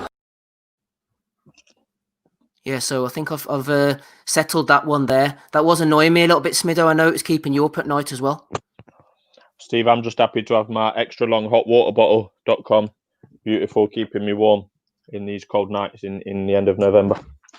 Well said, Smido. Good product placement there. Yeah, I'm just going to play that again one more time here, just to see if anybody didn't catch it, okay? So anybody bitching and whining, including you, Helen, about Andrew Maloney against Joshua Franco, this is ESPN calling it in the first round. Let's put this to bed now. What's your head? It's already some swelling on the right eye of Franco. It was from a headbutt, Dre. Accidental headbutt on the eye. And you hear Russell Mora say that it was caused from an accidental clash of heads. Hands free. Yeah. Just slayed everybody, Steve. Savage Steve Wellings has just slayed everybody again. TKO 1 for Wellings there. Well, let's move on to the action for next week. Ozzy, first of all, with you. MTK Wednesday night, James. Jazza Dickens against Ryan Walsh, final of the Golden Contract. Records Bolotniks. I'm not laughing at MTK. I'm laughing at Smido just for the record here. Records Bolotniks against Serge Michel, final of the light heavyweights as well. Egg Benike against Harlem Eubank, and one guy to keep an eye on, Ozzy. I think this is going to be a good fighter. Excellent amateur, looked really good on his debut. Belfast and lightweight James McGivern going to be one to keep an eye on. Tell me about the 2 Golden Contract fights in particular, Oz. Well, Bolotniks and Michel, I think it's fair to say that no one really would have expected Bolotniks to reach this final, but he has. He's clearly showed he can punch. Bashed up Jose Burton in that semi-final, and Michel, I think, did he have a bit of an iffy first quarterfinal display against that Tommy Philbin? I think it was. Didn't look great, but then destroyed Liam Conroy. So tough to say, really.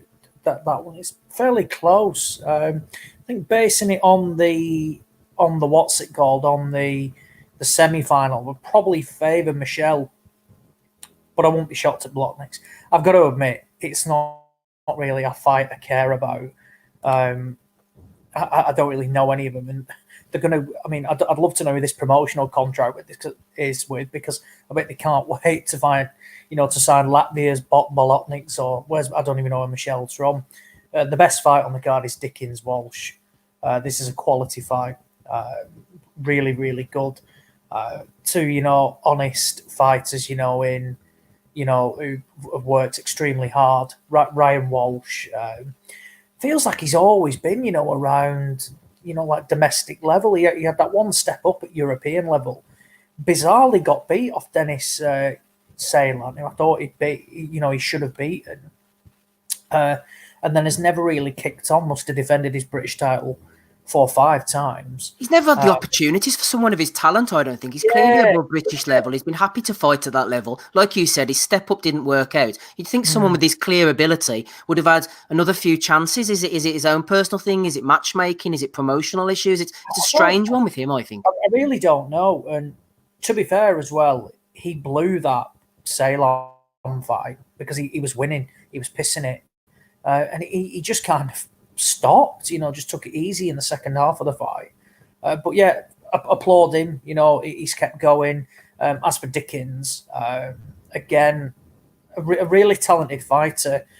Many people will forget, but back a long, long time ago, probably talking 6 or 7 years ago now, he was beating Kid Galahad pretty handedly. On I think it was out in Rotherham, and they looked really good, and then just ultimately pretty much gassed, just fatigued badly, and Galahad ended up getting the stoppage win, but it was more fatigue from Dickens' perspective. Naturally had that defeat against Rigondeaux, which again was just, I don't want to say PR stunt, but it was just one of these opportunities that he was gifted.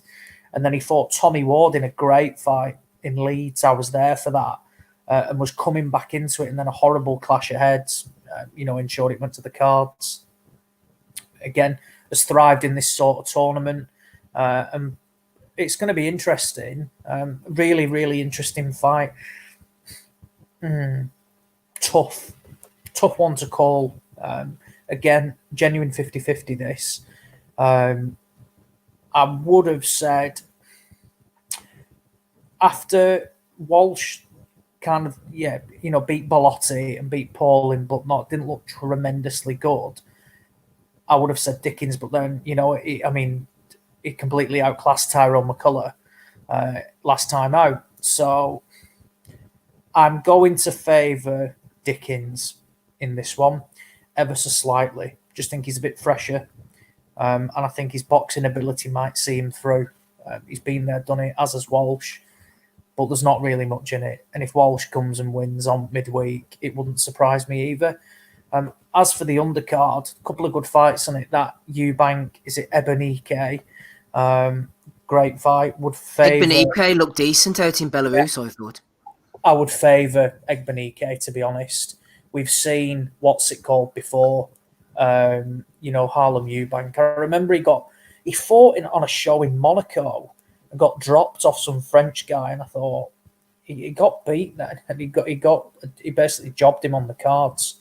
But I would favour Ebenike, but applaud Bo for taking this fight at the early stage. I don't know anything about the rest of them on the undercard. You know more about McGiven, but he's clearly talented because Jordan Ellison's no mug. So for him taking, Ellison in his second fight, and if good, Ellison will beat you. So McGiven must have some sort of ability to be taking on the likes of Ellison in his second fight. Yeah, McGiven's a good fighter. Jason Chucker is woken up. I fell asleep. He's not happy about my assessment of the Maloney-Franco fight. He says, Wellings, get some new glasses. It was from a punch. Well, I would refer you to former world champion Andre Ward and former world champion Tim Bradley. It's not me. It's not my glasses. Let's listen. Hang on. Play it again. What's your head? It's already some swelling on the right eye of Franco. It was from my headbutt, Dre. Accidental headbutt on the eye. And you hear Russell Mora say that it was caused from an accidental clash of heads. Hands free. See, the thing is as well, it's quite funny listening back to that because see, after that fight was stopped, the same commentary team were actually convinced 100% that there was no headbutt. Bradley specifically, he was coming out, he was very vocal saying it was done by a punch. I'm here to spread the truth, Andy. Yeah, I know, but it just shows you as well as how long did that fight last again? 2 rounds, I think. 2 rounds, yeah. So they couldn't figure it out, or they couldn't remember what they said like 3 minutes before. Saying that there was a big 20-minute wait in that, and of course, Bradley kind of loses interest and his train of thought after a while as well. The fuck's Spiddle doing, man? Smido, you're devaluing the brand, man. Get off. I am the brand. Is that whole water bottle, Steve? You were saying I can hold it like a belt, like Bubba Ray Dudley used to when he used to hold his belt. I can hold it like that over your shoulder. Can go around your waist, around your neck. What's he got What's he got, a ferret? Hey, Rob Kelly, extra long hot water bottle.com. Roberto, how are you doing? Hi, just back for Celtic Pack. Rob's been next to the phone since 8 o'clock, haven't you, Rob? Come on. I've been down at Celtic Park doing a bit of protest, and I had to fucking make time to. Oh, mate, man. my car park was resembling something out of, like Cesar Mamami and Saul Farah's fucking fight under a fucking park bench. I tell you, all I can say is you're peaking a bit early. We've been here before. It's not even December yet. So you want to relax there? Hey, come on, though, but that's two wins in 10, man. Nobody can survive that. Look at it's Boxing Asylum and all that. We'll have a chat about it afterwards. But Rob, listen, Lenny is a legend, club legend. You're going to want to talk about Celtic whenever you realise what I've got lined up for you, Rob, because you've jumped in. you've jumped in right at the point of the Billy Joe Saunders Martin Murray preview. Fucking torture him some more, Steve. I'd rather watch the fucking last 10 Celtic games than watch that fucking site. Actually, I'm rooting big time for Martin Murray this time. I know he's had 4 or 5 or 6 big opportunities and knocks on the door, but this is his moment, man. He's going to take it. I'm rooting for Martin Murray. Martin Murray all day. I'm Team Murray in that one. Team Murray. James Tennyson's on the undercard against Josh O'Reilly, Zach Parker as well. Anything? You were on the post-fight pod last night, obviously, Rob, giving your opinions in the cold light of day. Any thoughts different from last night, or are you just reinforcing what you thought about Dubois, Joyce, Rob? I think I had a few drinks on me last night, more than a few. I thought maybe in the cold light of day I might have been too harsh on Dubois. But I think we don't have any kind of agendas. We're not aligned to any particular promoter, so we always call it as we don't want to be friends with the fighters. We don't need access to any of these fucking bubbles or what it is. So we always just call it as it was. So in the heat of the moment, looked like a quit.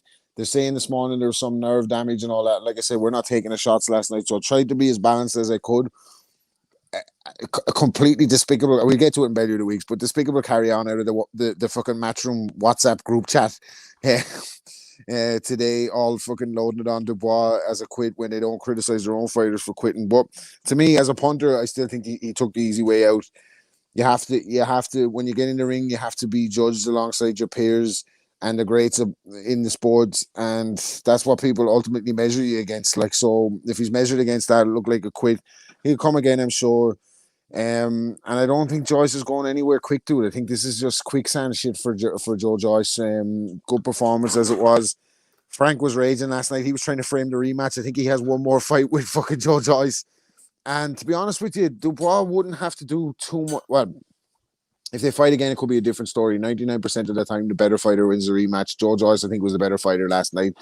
But Dubois will be kicking himself because if he'd just done some different things, he wouldn't have been in that situation. If he'd have just been had a little bit more nous, he could have been he could have won that fight last night. And if he had won, I don't think there would have been too many people complaining. I don't think anybody would have been out claiming robbery for Joe Joyce. Nobody would have been out claiming robbery. I know one of the cards was too wide, but if it was a tight fight last night and Dubois got the nod after 12 rounds, I think he goes onwards and upwards. So fine margins in boxing. Try not to be too disparaging about pro fighters who are taking punishment. It is a bit hypocritical when we're just a bunch of lads on a podcast, like, you know what I mean? So, but as I said, they're judged against their peers and judged against the guys, the greats of the sport. So in the cold light of day, I hope Dubois comes back from this, but I'd have big question marks over him. And I've had a couple of people get on to me from inside the sport as well to say that this was coming. For some sparring stories, I won't say who told me because he asked me to keep it off air, but a couple of people from inside the sport saying that he loves to crack, but he can't really take one. So I don't know if that was Frank. If Frank knew about that as well when he was trying to stop him take the Gorman fight too early. And there was a couple of other fights that Ozzy mentioned he didn't want him to have either. So maybe there is flaws there with Dubois, and they've just come to the forefront last night under the lights. But we'll have to wait and see. To be fair, though, going back to that, I think his chin stood up pretty solidly last night. You know, he wasn't, ever out on his feet. Sorry, I was to cut across you. Chucku, shut up, man. Don't be talking to me, man. You have to call him Wellings tonight. You can't call Wellings. I call Wellings. You don't get to call Wellings. And don't be telling me to lay off anything. Fool you. Sorry, Oz. Go ahead. I think his chin isn't the issue. I think it stood up to the test last night. And people were saying, look, Dubois was gassed as well. And I don't see that. I thought he coped pretty well. Naturally, he was, he showed some tiredness, but fuck me, it was at a fairly decent pace.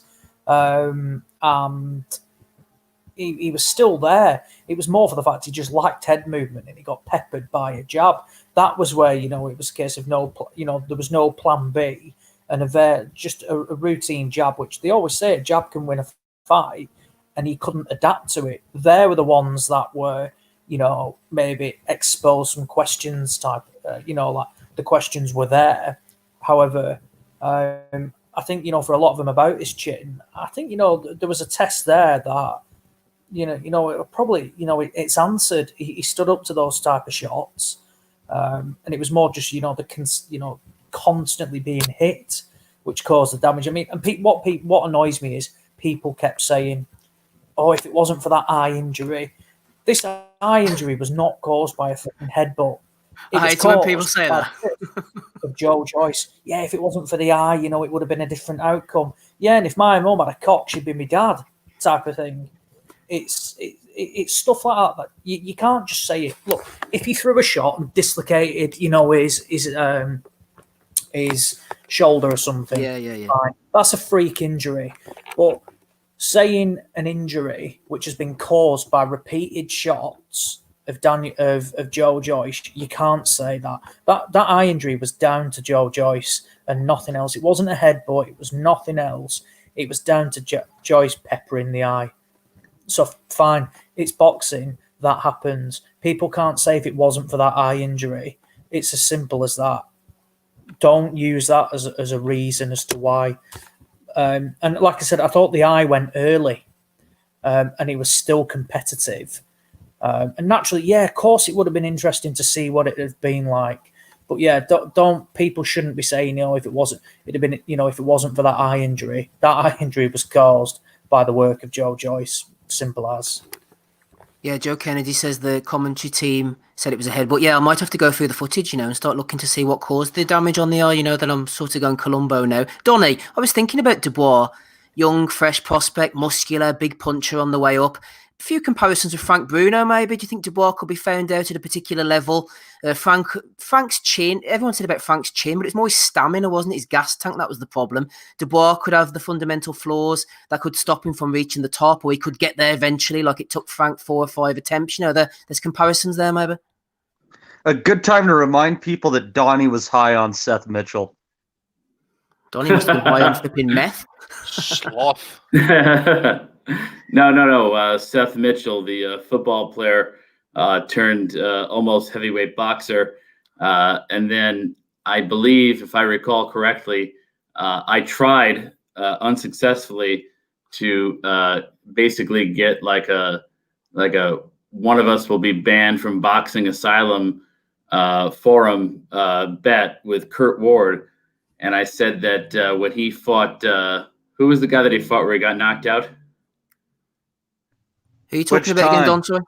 You must have won that, Don. You must have won that one, Donnie. You haven't seen Kurt since fucking Jimmy Hoffa. I don't know who's been missing longer. Is it Jonathan Banks you're talking about?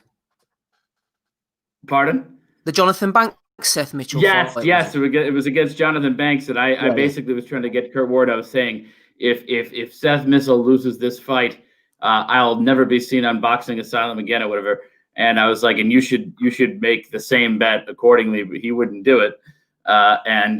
It's a fortunate thing that I did in fact I was not able to make that bet, because if I had, I would have been banned permanently from Boxing Asylum. So basically, Seth Mitchell was a hype train, but I think that Daniel Dubois has real talent. And I think that the comparisons that you spoke about to say Frank Bruno or whatever, I don't know how many fights Frank Bruno had or how young he was when he was like coming up. But I mean, with Dubois only being 23, I don't think that really any comparisons are really appropriate. Fought some trash though coming up, like John Emin and all that boy. Oh, what? Yeah, I mean, fair enough. But I mean, at that particular time, also the top level of a heavyweight division was pretty loaded. And you can't really say the same right now, I don't think. But I just think he has time to, to sort of chart his own path. And I think to try to compare him to, like a Bruno or anybody else, I think is to assume that the script is already written, which for him, I don't think is really true. Bruno gets a raw deal as well. He lost to good fighters like Tim Witherspoon, Bone Crusher Smith, Mike Tyson, and Lennox Lewis. All top. And he hurt fighters. Tyson badly as well, Rob. He's hurt Tyson. Get in there, Frank. You're gonna need, the guy to have more than 25 fights before you can even venture to make a comparison to a guy like Frank Bruno. Good stuff, Donny. No Frank Bruno comparisons here. Let's go on to the undercard for the Errol Spence, Danny Garcia fight next week. Matty, anything of interest? I think Uncle Al throwing on a few dodgy ones here. Not that impressed by the undercard, to be honest. Plays B2L still. Goes without saying. Julio Ceja against Eduardo Ramirez. Josecito Lopez against Francisco Santana. Sebastian Fundora, the Terran Inferno, the human clothesline, going in against Jorge Cota. Anything interesting here, Matty, for you? That Santana Lopez fight should be good entertainment. Seiya is usually in a decent fight. So I mean, as far as do these fights matter? No, but I think they'll at least be entertaining. And I think, to be fair, from the grand scheme of things, if you're looking at trying to sell pay-per-views, what you should be trying to do is, the diehard boxing audience isn't a huge audience, but if you can entertain the casuals with some fights, they don't care about who the names are. They're there for the main event. Anything that looks cool on the television in front of them is icing on the cake. So as far as it goes, do those fights matter? No. But will they be entertainment? Yeah. So should be good fun before the fights kick off. I'd venture to say, Cedar will probably win. Josecito Lopez will probably win. Santana, he's fun, but he obviously has a level, and it's a little bit below Lopez's. So. Good luck to Carlos Santana. Andy, I was trying to put a stake through the heart of this Billy Joe Saunders-Martin Murray fight, but you just won't let it die. I won't let it die, mate, because I thought you were very eloquent as to how you asked Mr. Robert Kelly that question. But Robert Kelly did a very political thing. I think he's been getting teachings off Jerry Adams, but he's basically done a political manoeuvre and just body swerve your question into something else. And then when he finished, hadn't answered your question. So, Robert, let's go back to Saunders Murray. Give us your breakdown and your take on this fight for next week. Not a bad lad, Jerry Adams. Gets a lot of stick.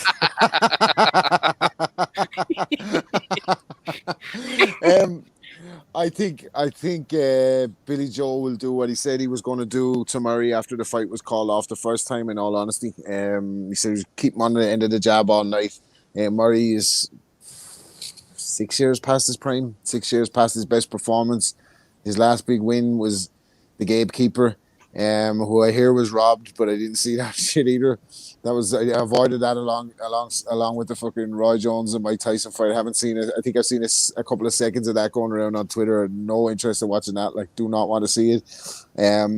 But I'd rather watch the Tyson Jones fight than watch this fight. I think it's just awful. Takeover fight for Saunders. But in a pandemic, you're going to get that. But it's kind of it's very telling about Saunders' career that 3 or 4 years ago, he said that Martin Murray was just a warm-up fight for him and he would have kept him on the end of the jab all night and that he's a level above him.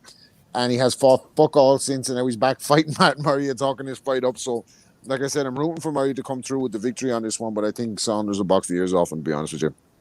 Mate, Thanks for that one, Andy. This card is a fucking disgrace. This is awful. You got the main event, which is trash. Fucking Martin Murray, not a competitor. I mean, fuck me, he got beat up off Hassan and Dan. On that, what was that, 2 years ago now? On that Frampton Warrington card. He's not really fought anybody since. Not really sure why the WBO have sanctioned this, but then the undercard. I mean, fuck me. I know I can accept a poor undercard, if there's money in the main event, it keeps it off pay-per-view, e.g. Dubois, Joyce. But Jesus Christ, Zach Parker against Cesar Nunez for the vacant WBO International Super Middleweight title. I mean, who the fuck is Cesar Nunez? 35. he'll be got. Oh fuck me! He got knocked out of Vinny the Doorman and the Vinny Fagan butts. Woo! So we know what this guy's going to be like. That's going to be absolute trash. I tell you what, though, right? Murray's a good guy. I think he's a good It's guy good to in the see you come sport. back to that fight, Rob. But who'd you pick to win it? Saunders by point? I think Saunders by decision, but I do like Murray as a guy. I think he's a good top guy. I'm not disputing that at all. Like Murray's a good guy, and on another day he would have been a world champion. He's just trying to feed his family. Who are we to decide? Just leave him alone. Yeah, and then you've got he's James on what tonight, man. He's drinking since the Ross County game. This cunt is he fucking hell? He's on. I haven't actually. I've been sober all day. You've got Tennyson fighting fucking Josh O'Reilly from Canada for.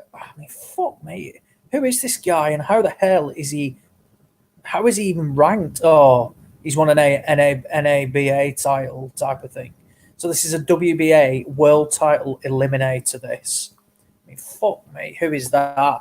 And then, just to ensure we've got the viewings, Shannon Courtney has been added to the undercard. She's making a comeback against Dorota Norek, 31-year-old woman from Poland. She's officially the best featherweight in Poland. There's only two. Who works in Aldi?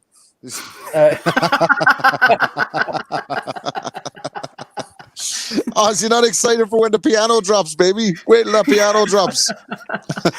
We're Team Shannon Courtney now, aren't we, Ozzy? After the Rachel Ballgate. Well, yeah, to be fair, yeah, after Ball She's fighting this week, yeah. But yeah, fuck no. What a trash card. This is a disgrace. This is an absolute disgrace, this card. And him saying to you there was been no easy fights coming back.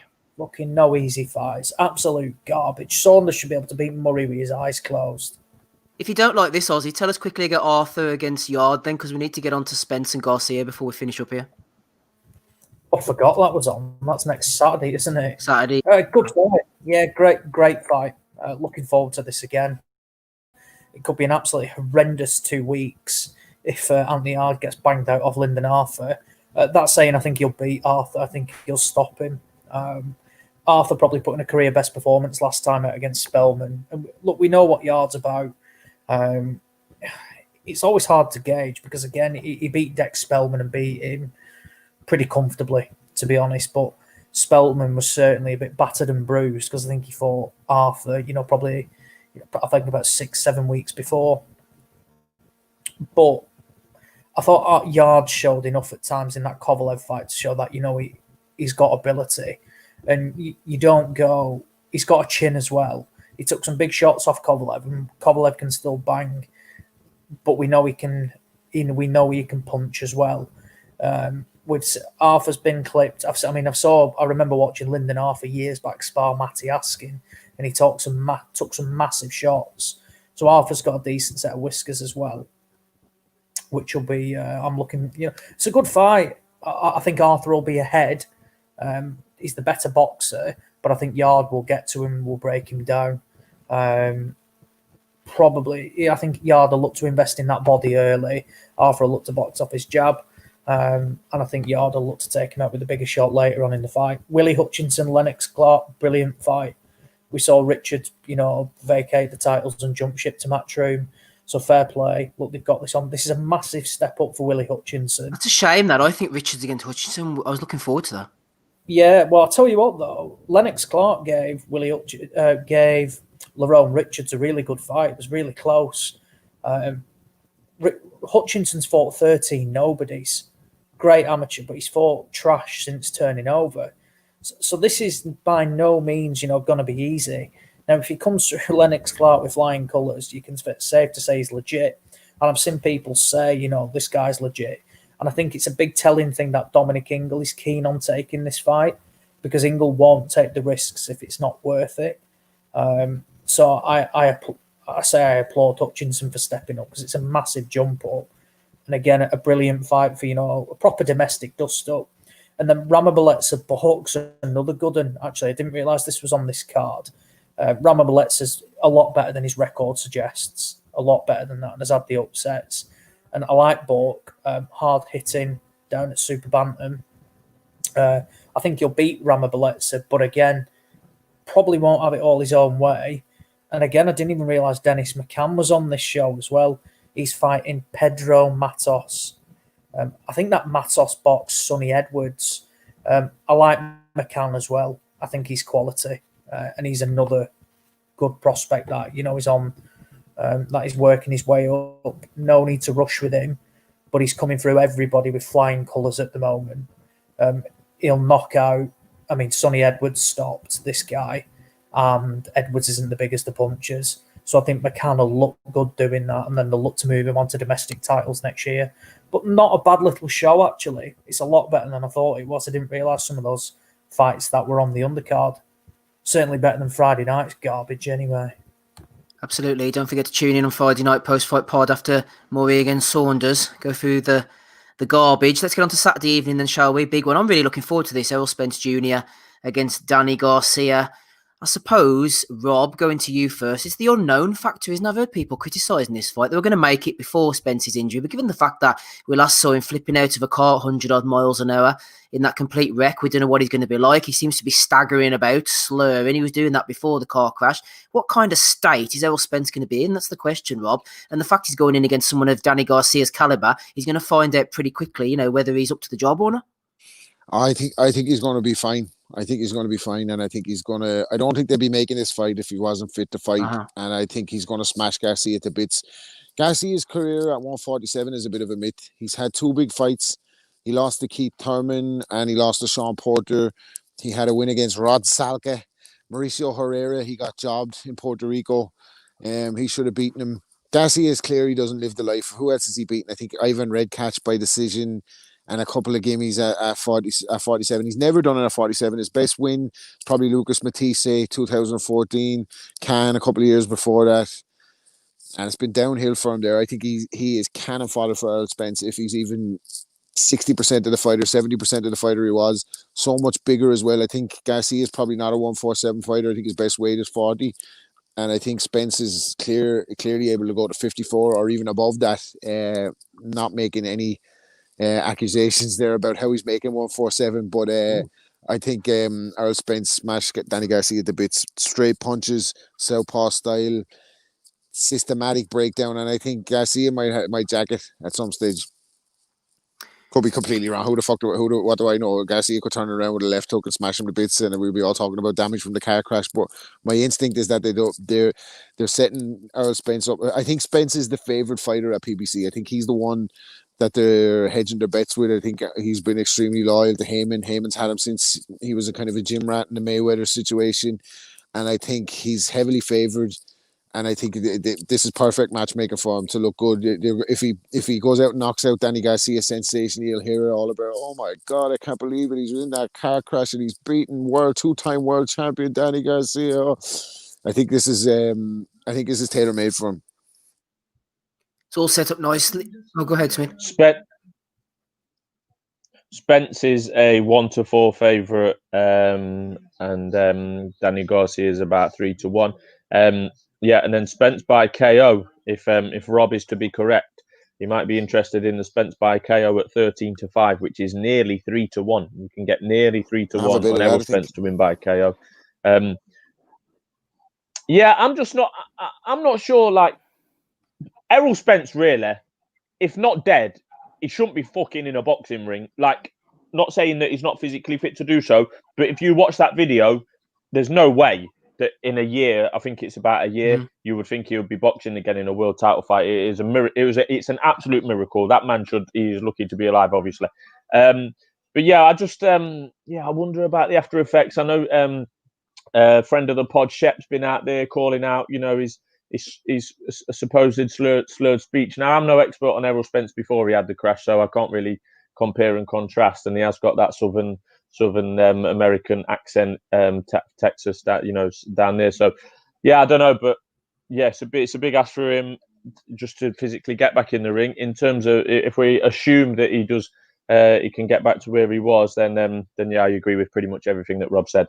Garcia is and was better at 140. I think it's good matchmaking for Spence, and if he is the same Spence that we saw in Sheffield 3 years ago, he will look good doing it. And as Rob said, The near 3-1 on the knockout looks good value to me. Danny Young says, can we have Spence's ring walk to involve a fake car crash via some wires for banter?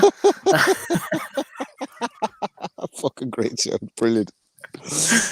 That would be good indeed. I tell you what, Donny, if Errol Spence gets the job done, it's one thing. But if he goes out there and beats Garcia, now I know his best days were a division below, but Garcia's always had a rock solid chin for all of his, his deficiencies, the slow footwork and all that, trying to get into position for the left hook. If Spence can go out there and put a beating on him and look really impressive, the clamour for that Crawford fight will go through the roof. I mean, that really will be impressive. Yes, it will. I actually was just going to disagree with Smith.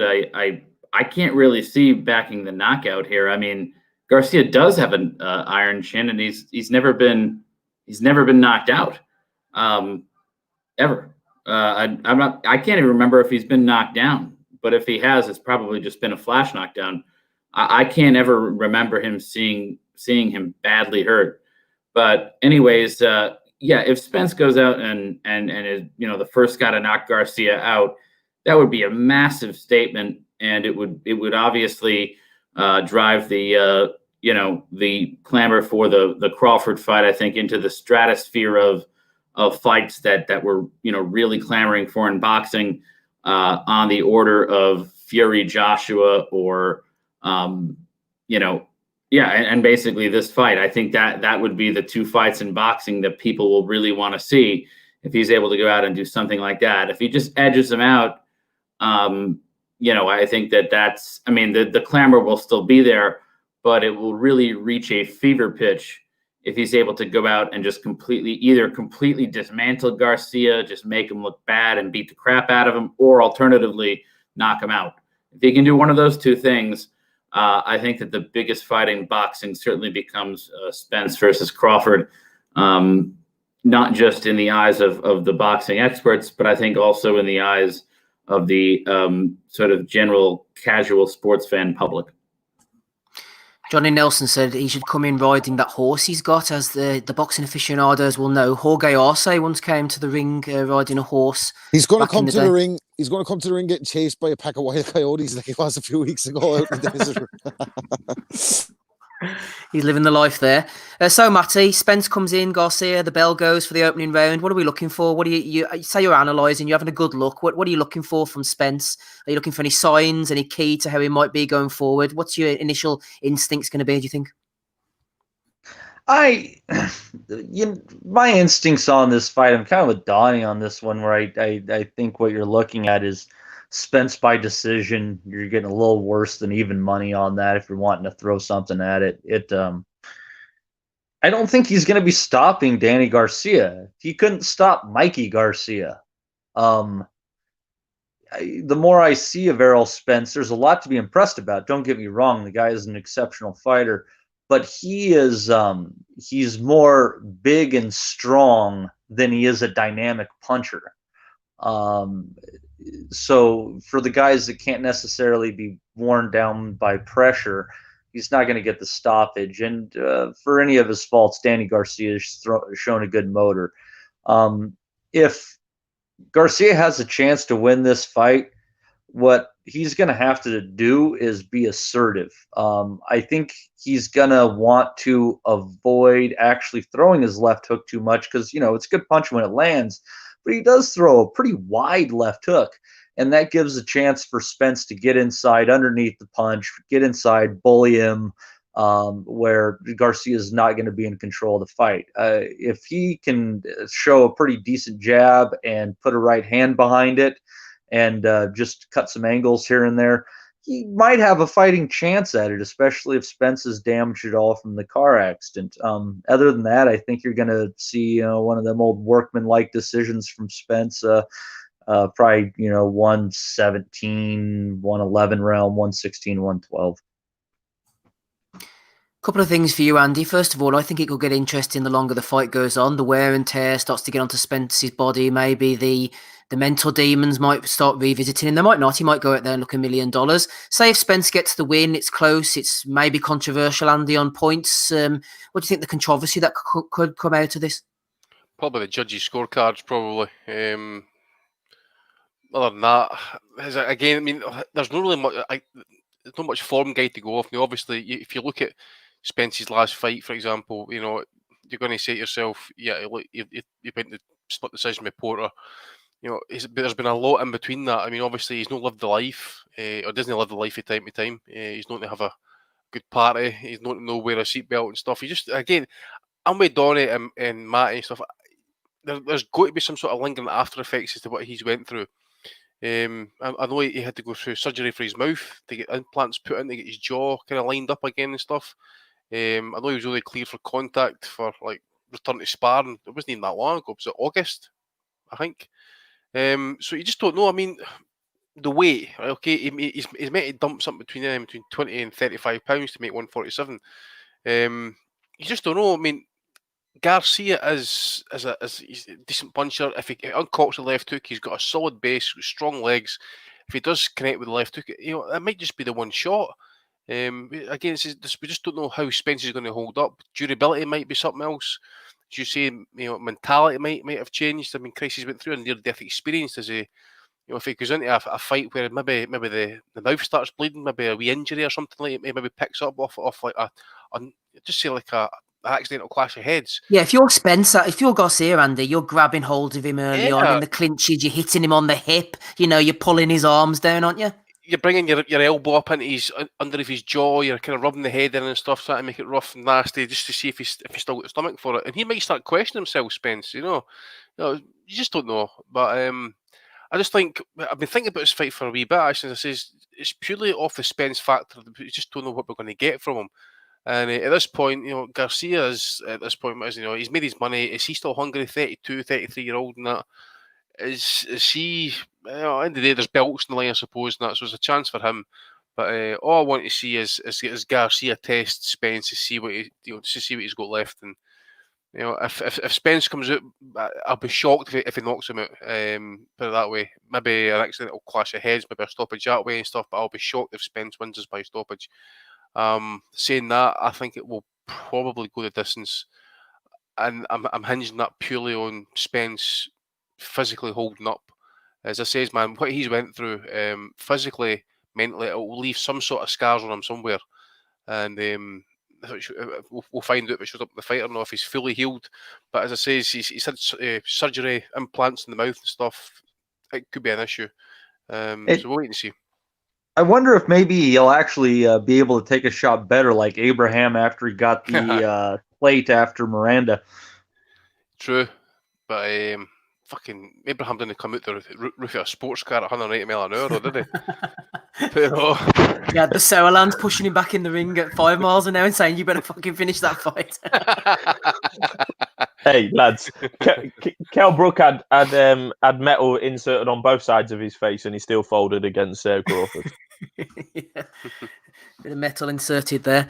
Ozzy, finally to you. Yes, it's intriguing to me. I wouldn't want to pay $75 to be intrigued by the fight, but I think it's intriguing to see how Spence holds up, what he's like when he gets punched in the mouth with his new teeth, what he's like when he takes a left hook from Danny Garcia. It's one thing sparring and doing the runs, but whenever you're fighting against someone who's trying to take your head off with the small gloves on, I'm just intrigued all around to see how Spence's body holds up, Ozzy. Yeah, massively. And look, it's quite understood. It's not, even a shock to consider this. The guy was in a fucking huge car crash that he's lucky to be walking at, essentially walking. Could have easily, been fucking paralyzed or something like that. And the most, I guess pleasing thing is, he's had that huge car crash. Yes, he's had time at the ring, but he's coming back in with a legit operator here. It could have easily, had basically a bit of a tick over type of thing, just to, see if it's still there. But no, he's coming in at, coming back in at cash out. Possibly, yeah, but I'm not sure. He's probably got enough money to walk away anyway. Would he really risk, essentially, getting beat off Danny Garcia for? I mean, what's his purse for this? Out of interest, has it been revealed? Who Spence's? Yeah. I think he's well up in the millions, touching the 10 million range. So I've heard. Really, 10 million for this? Wow. I'm not saying for this, but he's definitely, his money has dramatically increased those last few fights. Yeah, Well, so look, he got 8 million for Mikey Garcia, so that gives you a kind of ballpark. And plus, he's fighting in Texas. Jerry Jones loves a bit of glamour and that, so you wonder how much money he's putting down for a site fee as well. yeah, and he got big money against Porter. So look, I don't see it as a cash out. I think the guy has got truckloads of cash anyway. I just think it's basically the sort of level he's at. And can he even be asked, coming in against, some sort of substandard opponent? So I applaud this. Danny Garcia is a more than respectable name, and I see him coming through. With relative ease, to be honest. I'd be very impressed if he does stop him. I think if he's going to knock him out, it could well be someone like a body shot with Garcia essentially having to go for it, because I don't see Garcia being able to outbox Errol Spence. So I think it's going to be like where Garcia is going to have to try and knock him out. And will that create the openings for Spence, A, to either target that body, or B, land the big shots on Garcia's chin or temple? That saying, I will be shocked if he can get him out of there, and I think it'll be like a relatively wide points win for Errol Spence. Because I think from memory, last time out, I don't think Garcia looked particularly good against Red Catch. I think it was a bit of a laboured performance and we know what Red Catch is now, and you would have thought Garcia probably should have got him out of there really, and it was a pretty substandard performance, which didn't really create much hype. Yeah, Steve, you're right, mate. Just seen the purses here. So Spence is guaranteed 8 million. Danny Garcia is guaranteed 5, and plus both have got a potential share of the pay-per-view revenue, which they're expecting to do between 600 and 750,000 buys. Really? I'd be surprised if it done that many. That's massive fucking over. That's a wee bit kind of overshooting it a wee bit, I think. Yeah. Tell you what, though, I've had the NFL on tonight on American TV. Yeah, true. And it has been peppered on Fox. Yeah, I've seen that, mate. Thursday night there. He's done over 300,000 in his last 2 outings. Earl Spence. So that was Sean Porter, Mikey Garcia. Garcia. So he's done 300,000 twice. Yeah, I wonder his common opponents are a factor to look at here, because Lamont Peterson gave Danny Garcia kittens and Spence beat the living shit out of him. So I don't know. Like, there could be various factors involved in that. Like, it's hard to play that card sometimes, but that's kind of at the forefront of my mind when I'm making my pick. Like, yeah. That Thanksgiving Day NFL game as well was peppered with it as well. That was Dallas against Washington, so that's massive. That's the type of platform that Eddie Hearn could only dream about getting. By the way, huge. Plus, you've got the story on top of all that, haven't you? Him coming out of the car and that. Yeah. Plus, it's in Dallas to fight as well, and that, so people are going to be ordering about that shit. How much is the pay-per-view in dollars? $75. To steal. Not New Zealand dollars either. Ugandan dollar. The thing is and what's the undercard? Undercard shit, man. The thing is that price is the American price. I don't think we can talk about it, that is the price, isn't it? $75. It's like, how long has it been like that in America for now? Remember, it used to be like $50 for standard definition, and then you would get HD with an additional 20. That's right. Yeah. Aaron said a couple of weeks ago that the networks take 50% of any pay-per-view in the States, and that's why the pay-per-view prices are so high. In the UK, the network takes 15%. So Matty's jumping in here, and he bit of is economics American. there for you. Well, Matty. I won't be purchasing this. I'll watch some clips, but they, in these crazy times, they're going to have to come to terms with the new economics of the day, and that's not just boxing. That's across all sports. The days of $20-30 million fight purses, in an economic downturn probably shouldn't be. Probably should be over. The days of 3, 4, 5-year contracts being worth $100 million, they should be over, because it's getting to the point where people are having to make a choice between entertainment and food wins. Maybe in your house. I'm not so sure that it's going to do 600,000 buys, to be honest, but you never know. Let's get a quick prediction from everybody. Let's go around then. Ozzy, first of all, prediction only from you, please. Spence, decision win. Yeah, I agree. I'm going to go Spence majority decision. What about you, Andy? Yeah, something along those lines. Spence, probably by sloppy, really kind of messy. decision. I'll go like something like a 115, 130, maybe a wee bit of controversy on the cards and stuff. Maybe get a stupidly wide card for Spence when it's been like an actually close fight. Yeah, I think so. I think Spence will look $1 million early on. It'll get dragged into a bit of a dogfight, and there's always one dickhead who puts in a stupid card. Matty, what about you? What's your prediction? Oh, it's Spence by a unanimous decision. I think the closest card could be something 115, 113-ish, but I think Spence will walk away with it. Donald, what about you? Yeah, I agree. I think that it'll be Spence by a clear, unanimous decision. Probably something like, forgetting what the actual scorecards will be, but probably something on a fair scorecard would look like 117, 111. Lovely jubbly. And what about you finally, Rob? Yeah, I wouldn't be surprised. I know Garcia hasn't been stopped, but I just think Garcia at this stage of his career, I think he's primed for the stoppage, and I think, as I said, I think this is clever matchmaking by Uncle Al. And I wouldn't be surprised at all if Spence stopped him. I think you're talking about fighters not living a life. There's two of them there in that one. That's going to be a hell of an after party if they make friends after the fight. That one. So yeah, I'm going to go with the Spence stoppage for the moment. There you go, Rob, putting his neck on the line. You can come back and slate us next week for whatever you think. Leave it in the YouTube comments, whatever you think the result is going to be. Hit the like or the dislike button while you're at it. Let's get on to Value of the Weeks then for episode 401. Rob Kelly's still with us. Donny Baseball, Matty, Andy, Ozzy, along with me, Steve. Let's get it going. Let's be totally and brutally honest here.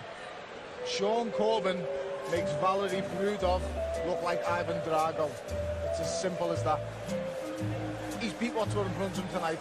He faces me. He's going to visit mental demons again. And let's get something straight. Come to me, mate. You come to me. Next time, ain't no judges going to be needed. I'm going to do worse than Kovalev. I am going to do worse than Kovalev. On Saturday night, mate, you better hold it together. I'm going to smash it near you to pieces, mate. I'm going to hit him. When he gets in the ring and we get 10-ounce gloves on, I'm going to smash his head to bits. I'm going to do it November the 30th against all odds. No matter what people say, the journalists write what you want. All as I'll say is tune back in and then look at me on December the 1st when I am world champion. It's as simple as that. I'm willing to die in that ring. It's as simple as that. I am willing to die. I'm willing to die, Zachary. Is he? You fucking rat. Shout out to Tony, the man himself may feature in this Value of the Week, or not, who knows. I haven't had a good look through some of these, so they might be a surprise to me as much as they are to you. First one here from Sean Roberts, 131. Nomination for Eddie Hearn for saying he didn't have BT Sports, so he would have to buy a day pass. Remember, though, he isn't bitter. Hashtag Value of the Week. Greg Cross, the doctor has spoken. Joseph, a JOTHD, PhD. I ring out this warning to Joyce. Dubois is a no-nonsense boxer, shorter, vicious. Guards up. Use double jabs. Your 1-2 must be accurate. Body punches when he's close. Do not play with him. Parry jabs. Be careful for cross hooks. If you obey, you shall get a split decision. Wise words from the doctor, I think. I'm not really quite sure what he's saying there, but he's definitely saying something. Billy Boy One over on Twitter has nominated Boxpreneur Oscar De La Hoya, talking out his ass again. In his prime, he would have dusted Triple G. Any top boxer from the 80s and the early 2000s would have dusted any current champion. Oscar's too old now. He'd lose a decision. They're talking about Oscar De La Hoya fighting Canelo, Triple G. Ike Corte, supposed to be coming out of retirement as well.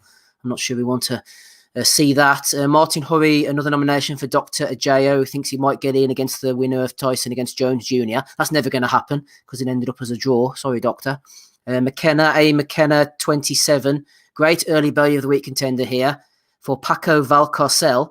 If Dubois doesn't defend his WBO international title next Saturday, the title will be declared vacant. Don't blame me. Blame the British Boxing Board of Control for being arbitrary and discriminatory. What about that then, Ozzy? Don't blame Paco. It's not his fault, but that title was not on the line. He's raging that he didn't get his sanction fee money last night. Do you know what? He fucking followed me off the back of my comments on that day. Get in touch with him, see if he fancies an appearance on the pod. Nah, fuck that, mate. See he's discussed about the belt not being on the line. Well, do you know what? It had all the makings of a brilliant fight, but the fact that this wasn't on the line just took the edge away from me. Really upset and disappointed. And fingers crossed that Dubois, he may be able to regain that title at a later date. What about Joe Joyce? You're forgetting about him. He's gone through all that. He's won the fight. He's, and then he hasn't even got the belt around his waist. He probably had a sleepless night, actually thinking, I've done all of this, but that WBO belt is just staying locked away. What a shame. Absolutely. Pray for Joe Joyce. Next one here, Declan Graffin threw this in last week, but I wanted to include it. Big Daddy Bo, who knows what's going on here? He's tagged in Jason Quigley. When you get off those GG poker official tables and get in the ring, I'll beat your ass in the ring and at the tables. Laugh my ass off, face with tears of joy. Bo is waiting. Let's do this damn thing. What's going on here, Rob? Why is Riddick Big Daddy Bo calling out Jason Quigley and there's poker tables involved? I don't know, but if I was Jason Quigley, I'd throw the belt in the bin rather than face Riddick Bowe. Okay, man. I think one thing's fair to say, Rob. Bowe shouldn't be anywhere near a ring. Well, I mean, if you're talking about he's legally blind, isn't he? So, I don't know. Maybe you can have a final eliminator against Dubois beforehand. I don't know, man. I don't know. Well, Kelly getting brutal on a Sunday evening. Derek Cooper put this one up. A few boys nominated it. I think Cam Butterfield is one of them. Here we go again. Back in AJ when he quit, having a dig at a 23-year-old kid who's surprisingly not a matchroom fighter when he quit. I can't believe he's having a go at poor Tony here. After AJ lost to Ruiz, Tony said, "We shouldn't write anyone off and I think it's a disgrace that there are people out there kicking the man when he's down. People who are in boxing want to thank their lucky stars Joshua is involved because there's never been more money in the sport, and a lot of that is down to Anthony Joshua. When he's changed his tune after Dubois, don't ever spew it, son. My coach, John Doolan Duke, told me this when I was 18 years old. The first time is always the hardest. Once you've done it once, it only gets easier from then on. Do not ever spew it. That stuck with me my whole career. Thank you, Duke. I never did." He never did after Adonis Stevenson, or no? Just leave him alone for fuck's Leave him alone. No, look, I'm on record as actually praising Tony Bellew about his career and the things that he did for overachieving in the sport and earning so much money for a fellow of his ability. But there was big question marks about Bellew after Adonis Stevenson. Lots of the boxing public reckon he jacked it that night. So maybe he shouldn't be talking. He got slated for coming out with that push that he was willing to die in the ring and all that type of shit, or he was going to kill someone and all that. You know, he said someone pulled up a tweet for him last week in that as well, but you know, so he has got form in that, and then he kind of it's like he's all of a sudden kind of grew up as such. It's just this typical mantra. It's becoming quite tiresome. You know, what he's really wanting to say is, you haven't boxed, so you haven't got a fucking opinion. I can speak because I've fought. And when you've done it at my level, then you can have an opinion. So there's a lot of that going about in their mind. You see people slating football players all the time. You never hear anybody getting mock offended or disgusted and coming back with a fucking tweet or something like that saying, "That's a disgrace, sticking up for the fucking football player," or whatever than that. It's MTK, matchroom aligned people, fighters, managers, trainers and stuff like that, all coming out saying that Dubois swallowed it there last night. It'd have been interesting if Dubois had been a matchroom fighter, swallowed the fucking fight, and what kind of outtake and outbreak of comments we would be getting today with some of these interviews and stuff that Spittle was talking about. Would they be a quitter? No, man, it'll be like, you know, you've no fault. You didn't know what it's like to take a shot with broken orbital bone and all that type of stuff and that. You know what it's like. I want to know who actually told Tony Bellew the result of this fight. How did they find him to get him this information? Where was he? Round Desi's house buying the BT Day Pass. You know, though, I cannot stand that view that basically, if you've not been, say, a pro boxer, shut your mouth, you don't have an opinion. That literally means you can't speak about anything apart from what your profession is. Exactly. I assume Tony never complains about any food, because if he does, I hope the chef comes out and says, "Are you a chef? Are you a qualified chef?" No, shut the fuck up then. Tony Bellew in a restaurant, as if he's going to be seen in public like that, Oz. Come on. Anthony Bellew. Tony is his alter ego, isn't it? No, he'd be in the back alley eating at the bins probably. With the Gimps from Gimpville Island.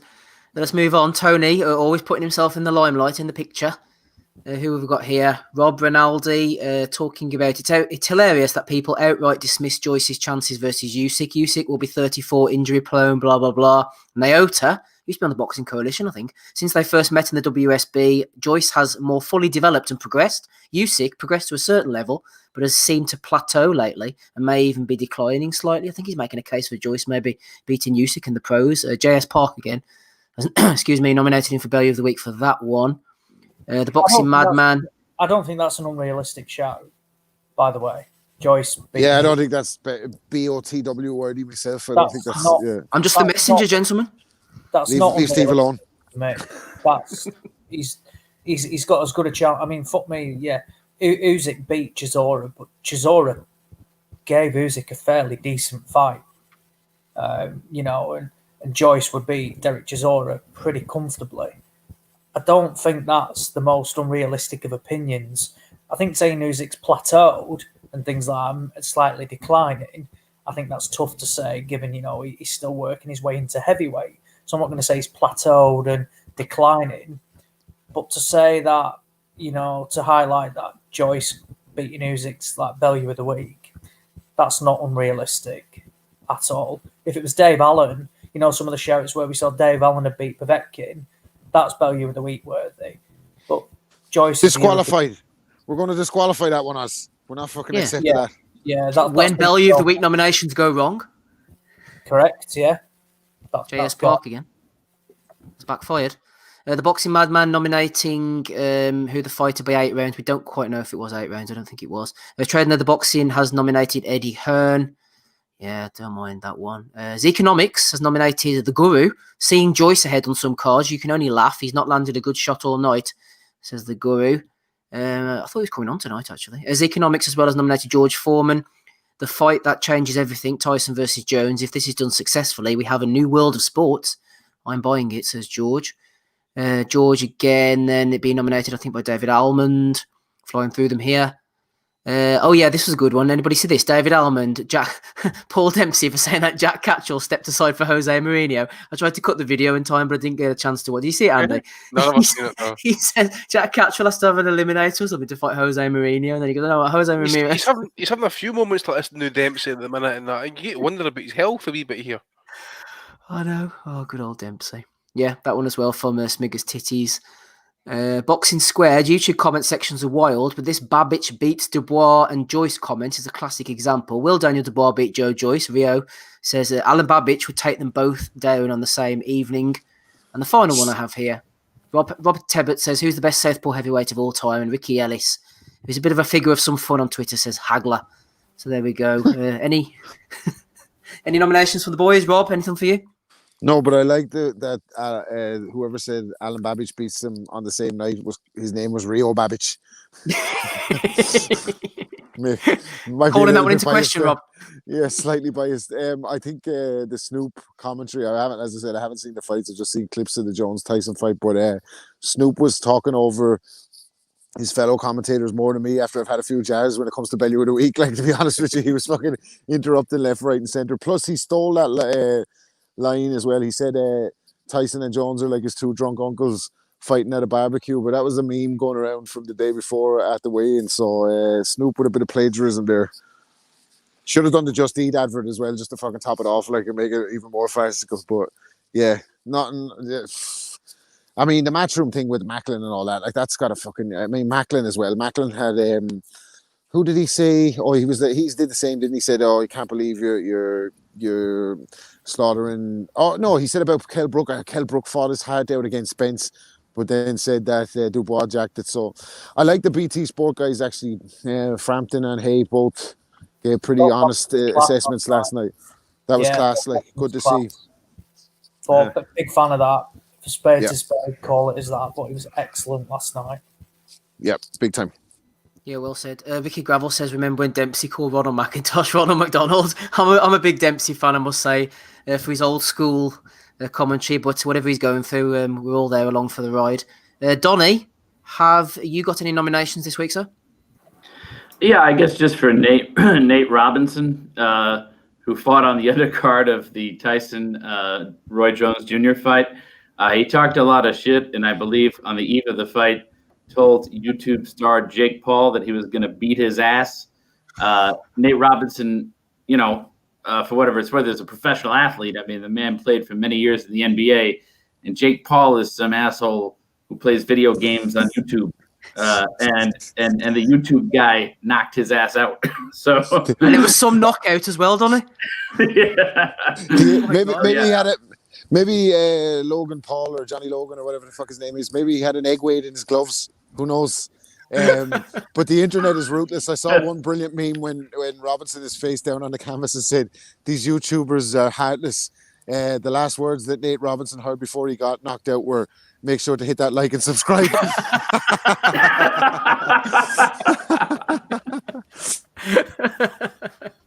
Oh, it was a brutal knockout. I saw the clip on Twitter. I have no idea who Nate Robinson is. I do know Jake Paul as a brother and that, but God, it was some knockout. We're gonna have to move on. Dave Tricks is kicking off here. Matty, any nominations from you for Belly of the Week, episode 401? I have nothing, man. What can I say that cocaine hasn't already made Oscar say? Well said, exactly. Get them fish nuts out. Andy, any nominations from you? Just the one for me, mate. I don't know if anybody caught it, or someone I've seen on Twitter, and but apparently Jacobs' corner was asked him between rounds if he'd bet on the fight. So I might actually go and watch that now. I might go and watch the entire fight just for that clip alone, to see what his response was. Did anybody catch it, no? No. Did I catch you? So, according to RC Fights on Twitter, that Jacobs' corner had asked him if he'd bet money on the fight. So, pretty phenomenal, that, actually. Good nomination. Ozzy, anything from you? No, I don't think so. Okie doke, then it's a tough one. I'm leaning towards Bellew, but I'm trying to be a bit more original, a bit more creative, but he just keeps on throwing them in, Robs. Anything else you can give us here? Who are you going for? Yeah, what are the who? There's no strong really standout contenders. No, not really. They're all pretty tame. Like, I don't know, man. I don't know. I'll forfeit my vote for the moment. I can't think. Maybe Dempsey for Jose Mourinho could be sliding in there. There's a late one coming. There's a late one coming here for Dubois. Apparently, he apparently mocked Joyce's mum, who's apparently got eye problems or maybe blind or whatever. And that, and then did he really do this? I was surprised to hear that because he doesn't seem that type. I was shocked at that. So I need to go and check that one out. But I see it, Joyce's mum. Joyce's mum actually kind of like came on like YouTube and that. It says like, "You quit and all that type of thing." So. No, but, what? I'm telling you. That's getting my nomination. Steve, there you go. Yeah. Wait. Do we know that he really like? What did he just do? Do like a Stevie Wonder impression or what the fuck? No idea. He said your ma's legally blind, so you're lucky for that point, so she won't be there to see you getting knocked out, something like that. But she was there, right? And when he stopped and stuff, that there was some young lassie next to her. Actually had to tell her what she'd obviously asked what happened. And says he won, he quit, and she just started going mental in the crowd and that. But she's on YouTube. She gave an interview. I don't know if it was IFL or whoever it was and that, but she gave an interview saying that he quit. That's a sharp riposte from Mrs. Joyce. I'm liking that type of content. Yeah. Okay, Paul Dempsey for me. He deserves one because I think he's been building up a good solid box record lately, hasn't he? With the Jose Mourinho, with the Ronald McDonald, obviously with the Bunty thing. So I'm going for Dempsey. Donnie, who are you going for this week? Yeah, I'm going for Daniel Dubois now. Apparently, if your opponent's mom is on YouTube talking shit to you, like you fucked up. Like, that's fucking classic. Yeah, it's definitely Dubois for me. And knowing that he made that joke, you can't make a joke like that and then not kick somebody's ass. And if if the absolute reverse polar opposite of that happens to you, then you are obviously the Bellew of the week. Well said, yeah. Take Aim says nomination for Rapstar, who promised to be here tonight. When you open up the StreamYard on a post-fight pod, you end up with some right characters, don't you, Rob? We ended up with Rapstar, Box, and I don't know, Knuckles or something last night. Come on. And he had no idea. He didn't even know what we were called. He was on for an hour and a half. He thanked us all and then was like, "What's the name of your pod again? I'm going to come back tomorrow." I found it. So it was IFL that did it. So for only about 8 minutes, we'll give you the link just now in the chat. She's went in on them like. Going in. Matty, who are you going for this week? Oscar. God love him. I wish I had his money and his drug dealer. His wardrobe. Poor Oscar's getting it rough from you this week, Matty. I'm telling you, man. I'm telling you. It's I don't feel warm and welcomed. This is not a safe space. No, absolutely not a safe space here. Andy, who are you going for? I'm going to go for Dubois for Joyce's mum digging him out. Yeah, I think I'm going to switch to Dubois as well. What about it, Rob? Should we go for Dubois now after that revelation? Dubois up Joyce. Joyce's ma wins with the winner there this week. Quality. Aye, Joyce. Joyce, she might do one of those videos, Rob, when the videos they call each other out and then the other one, he might call him back out again. You were crying like a child into my Uncle Anthony's face.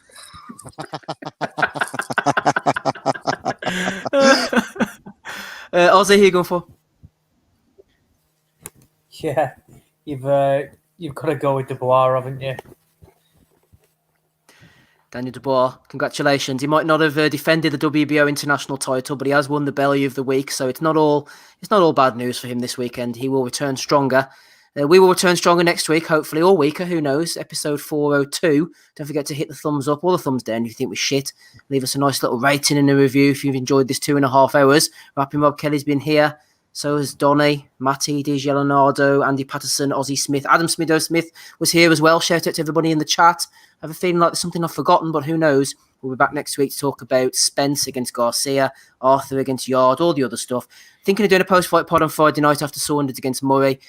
Might not bother if it's shit, but we shall see. If we do, we'll see you there. Thanks very much, Joe Kennedy, all the other boys in the chat as well. We'll catch you all again same time, same place next week, if not before. I've been Steve Wellings, and bye.